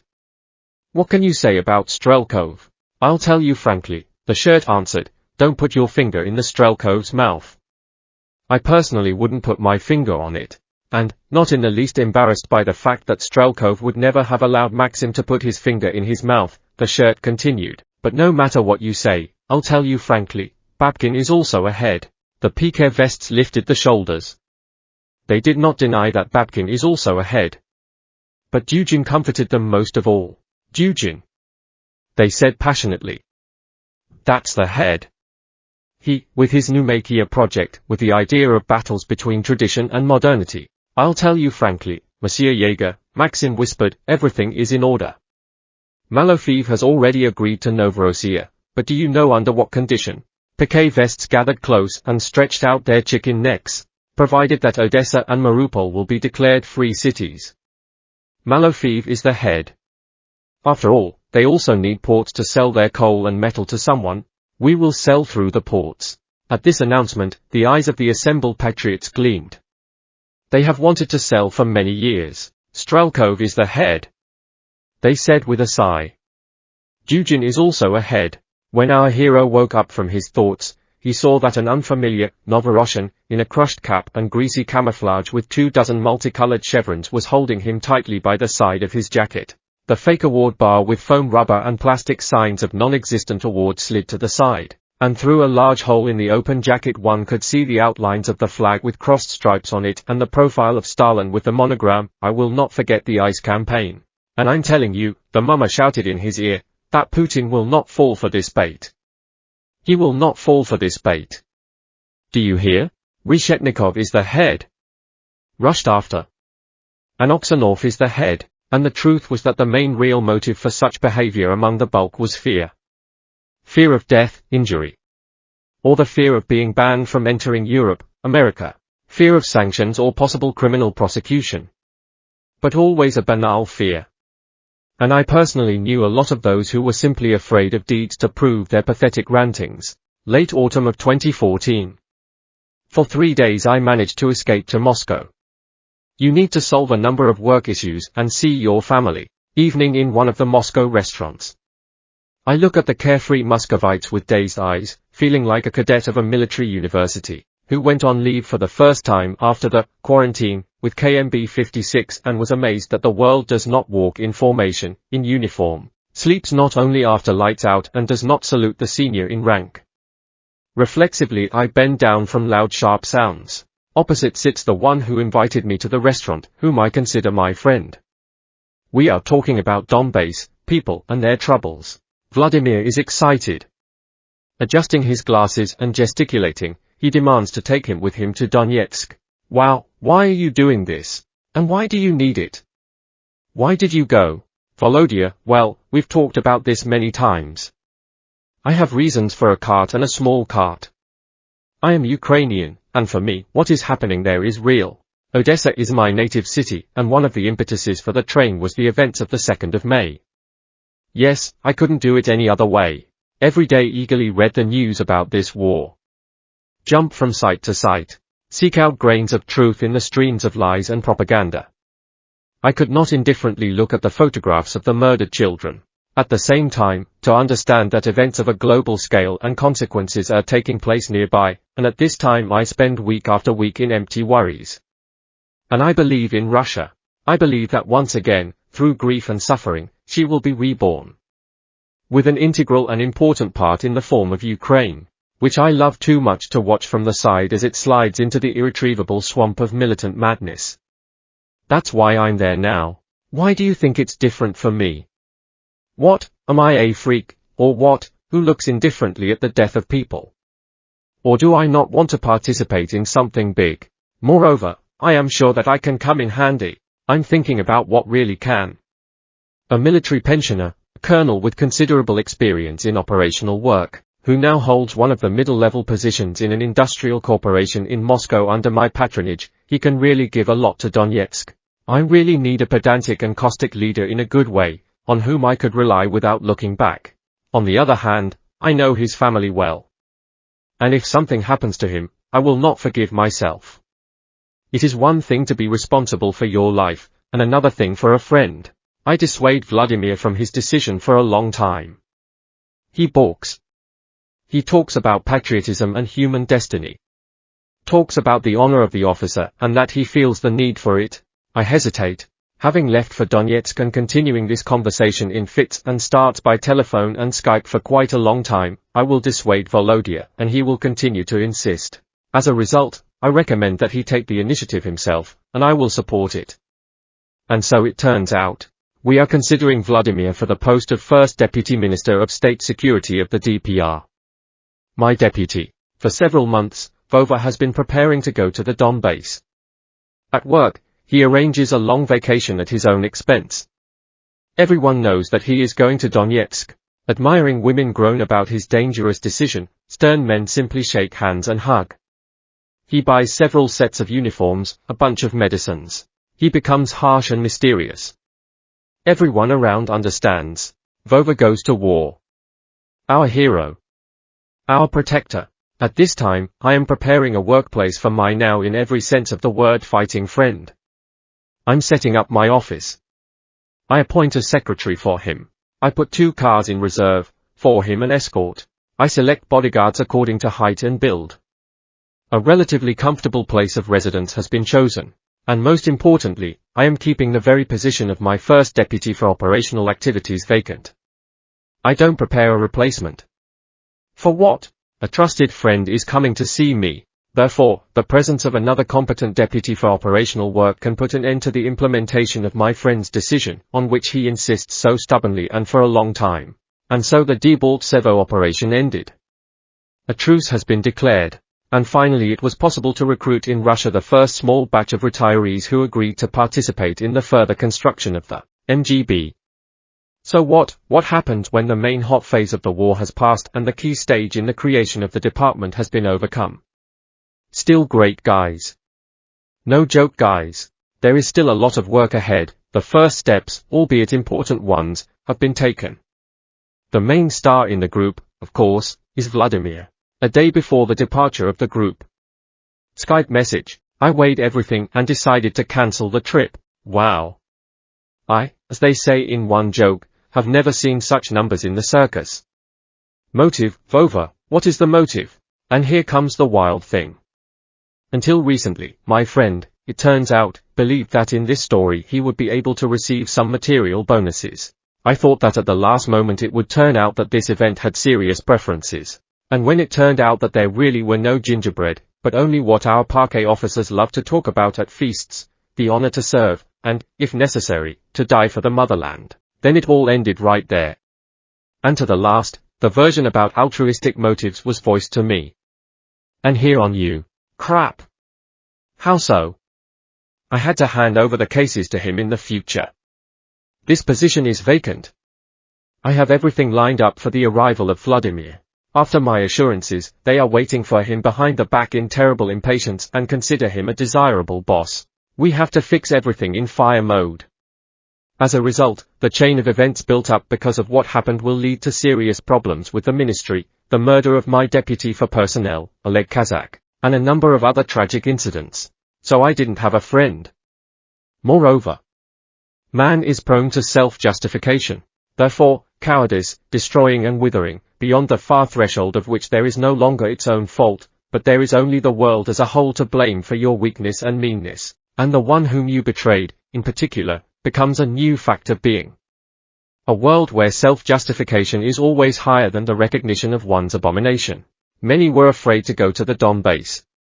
Of those who, in restaurants and on the stands of Russia, spoke with passion about the fate of Novorossiya and Donbass, but did not go there, being simply cowardly. Some of them turned out to be more cunning, pulling time until relative stability, after which it would be possible to break out into the combat space, but without war. Then, when it's not so scary anymore. And here, for some of them, their wormhole manifested itself in full breadth. There could be all sorts of situations, but it always seemed to me that, arriving at the brothers after the end of the active combat phase, you should feel shame from the fact that you were not there when it was hot. Where were you when they attacked the city, and why not here? In the most difficult and hopeless moments. Although they are shooting now, then, and now, as they say, two big differences. Why haven't you ever been on the front lines even now, just to see how it is? Not a bar business. Further on, I involuntarily recall the phrase with which our trip to the Donbass began. About the trenches, but according to the well-known habit of serfs, who were briefly allowed to imitate their masters, some allowed themselves inappropriate behavior. Because of this, problems periodically arose with the fall of the authority of the mainland, although people, of course, came across different, including absolutely worthy ones. And it's just embarrassing to describe some situations in the entertainment establishments of Donetsk, the main characters of which were Russian specialists, who quickly became their main regulars, whom their relatives thought of as heroes who at that time, not sparing their stomachs, substitute their breasts for Russia 57. In this sense, since the spring of 2015, managers coming from Russia have united in one stream with Donetsk residents returning from Ukraine and again from Russia, in a fairly significant number representing those who fled with the start of the war. An absurd situation began to take shape. The most patriotic, who survived the most difficult military stages of destruction, death, and famine, who by deed proved their love for their land. The inhabitants of Donetsk and other settlements in the region began to be relegated to the background by Russian snobs and their fugitive Ukrainian comrades in arms. It is clear that the formula of Thomas Carlyle, every revolution is conceived by romantics, carried out by fanatics, and inveterate scoundrels use its fruits, is universal. But this is no reason to put up with this state of affairs. On the one hand, there was really an acute shortage of qualified managers. I have repeatedly observed the situation when another social experiment was conducted. A sincere patriot of Donbass was taken and appointed to a prominent leadership position. Most often, this led to complete paralysis of the entrusted sphere. The man did not know the elementary standards and principles of leadership. There were also attempts to move through several levels of junior and middle managers, who proved their devotion by deed. Sometimes they worked, but more often they didn't. The fact is that in all previous years the system formed by local oligarchs covered all more or less noticeable spheres of life. And if you had good managerial qualities, talents, then you inevitably fell into the field of view of the relevant state or public structures controlled by Akhmetov, Taruta, and others. Only certain narrow segments of opposition activity, and even then not all, and very rare activists were not drawn into these networks. Therefore, we had to try to quickly generate new managers or reformat the old ones on the go. It should be understood that the volunteer movement in Russia has changed not only the Donbass and Ukraine, but also Russia itself. The fact is that representatives of all Russian political forces, at least representing something in terms of power potential, took part in the events in the Donbass. In addition to those unconditionally loyal to the official Russian state platform, the communists managed to fight there. They had a whole detachment in the Ghost Brigade, and the unit in the city of Bryanka of the LPR was called Bryanka of the USSR. Right-wing radicals, ENOT Corporation, DSHRG, Rusich, and other groups, organizations of Russian nationalists. Left-wing radicals led by the National Bolsheviks, now well-known monarchists with their Imperial Legions and other detachments. Military Cossack formations, and here it immediately became clear who, mummers, and who is a real Cossack, football fans who formed not only the Ukrainian Azov Battalion, but also the Golovka Reconnaissance Company, political and social groups like the Essence of Time Detachment, even groups of Russian pagan militants, etc. On the one hand, this created a certain challenge for the state, due to the potential radicalization of political movements. On the other hand, this challenge was absolutely secondary against the background of an undoubted and important acquisition, which the Russian state has yet to properly dispose of. The gravest crime of the officials responsible for this process will be an attempt to ignore it, because yesterday's irreconcilable ideological opponents, hating each other due to the difference in program postulates, at that moment were united on the same side by the military fraternity of the common cause of protecting Donbass. And in fact, they swore allegiance to Russian national interests. Talk about the future. Andrei Yurovich, it turns out that we will be like Pridnestrovy. My driver, at the same time adjutant and senior personnel Maxim, asks a question that worries all Donetsk residents. Maxim is a typical resident of Donetsk. Strong, chubby, solid, with a cunning and gangster squint. Reliable and curious. You know, Maxim, in modern science there is a well-known paradox about Schrödinger's cat. This is such a funny analogy in order to show the imperfection of certain scientific ideas and their incompleteness. A story about a cat that must be both alive and dead at the same time. Same with the DNR. On both sides of this chessboard, the players may think that they are freezing the process until the opportunity, hanging it between heaven and earth. But their understanding of this is as incomplete as their belief in a living and at the same time dead cat. In the depths of their souls, the players also understand this, and therefore they simply try to stretch the situation, which is called frozen, for as long as possible. Such a constant inflation of a balloon with a hole in the side. So the topic with Transnistria is not relevant. If we are to be completely correct on formal grounds, then we are still more like Karabakh, but much less stable and stable. In addition, Pridnestrovy does not have a common border, and the scope of the issue is completely different. Well, Andrei Yurovich. Well, after all, Russia says that we are, as it were, Ukraine. And in these Minsk agreements, we are these. Ordilo 58, as it were. Maxim starts talking excitedly. It can be seen that he thinks about it a lot, and how not to think. This is his destiny too. Maxim. If you think that I am delighted with the Minsk agreements, then you are greatly mistaken. Just like Zakharchenko, by the way. But if you forgot, it was the militias from the front line, led by the Tsar, who came in September to convince the deputies of the Supreme Council to vote for the first Minsk, and you know the reasons for this. And, you will laugh, and the Ukrainian side is not happy with them. Both they and we need to win. Most of the current Ukrainian elite, including their members of the Cabinet of Ministers, are sharply critical of Poroshenko's signing of the Minsk agreements. Look at the Ukrainian press. She is full of hysterics that Poroshenko trades the Ukrainian constitution, signed a treaty agreement which is written off from the Kassaviet agreements, which for Ukraine will lead to the emergence of Chechnya, too, in the Donbass, a black hole. See what Yarosh says. He also stated that the right sector units will not comply with the terms of the Minsk agreements on a complete ceasefire and reserve the right to continue active hostilities in accordance with their own operational plans. This entity called on all volunteer paramilitaries to unite against the eternal enemy of Ukraine, the Kremlin Empire. Well, it's Yarosh. Max smiles wryly. Yes, Yarosh. Bogey, which was purposefully pumped by the Ukrainian special services. But it's not about him. It's just that under the current conditions, this victory is impossible for either side. You are on the front lines and in units and you know the situation. I know. Now listen about Transnistria. You know that my biography is connected with the PMR. Maxim nods in agreement. Therefore, I will tell you a little about the history of the Pridnestrovian Republic. When was the PMR established, in your opinion? Well, probably in 1992, Maxim says uncertainly. No? Pridnestrovi as a state was established in 1990. Then 2 years of political struggle. Provocations gradually began, which led to the 1992 war. Everything is like in Donetsk, only the sizes are smaller and the processes dragged on longer. The West even imposed sanctions on the leaders of the PMR, just like we do now. So, when do you think Transnistria declared its independence? Well, of course, in 92. Although no, you say that it was created in the 90s. Well, then, in 1990, probably. No, Maxim. And not in the 90s, and not even in the 92nd. Pridnestrovi declared its independence on September 17, 2006 after the corresponding nationwide referendum, 16 years after its creation. And before that, Pridnestrovi, despite the war with Moldova, officially built a common state with it. Do you think that after the war the Pridnestrovians wanted to live in the same house with Moldova? But in different periods they officially made either a federation, or a confederation, or a common, or a single state. I emphasize officially. At the same time, the PMR introduced its own currency, created an army, special services, all the attributes of statehood, and went in the opposite direction from Moldova.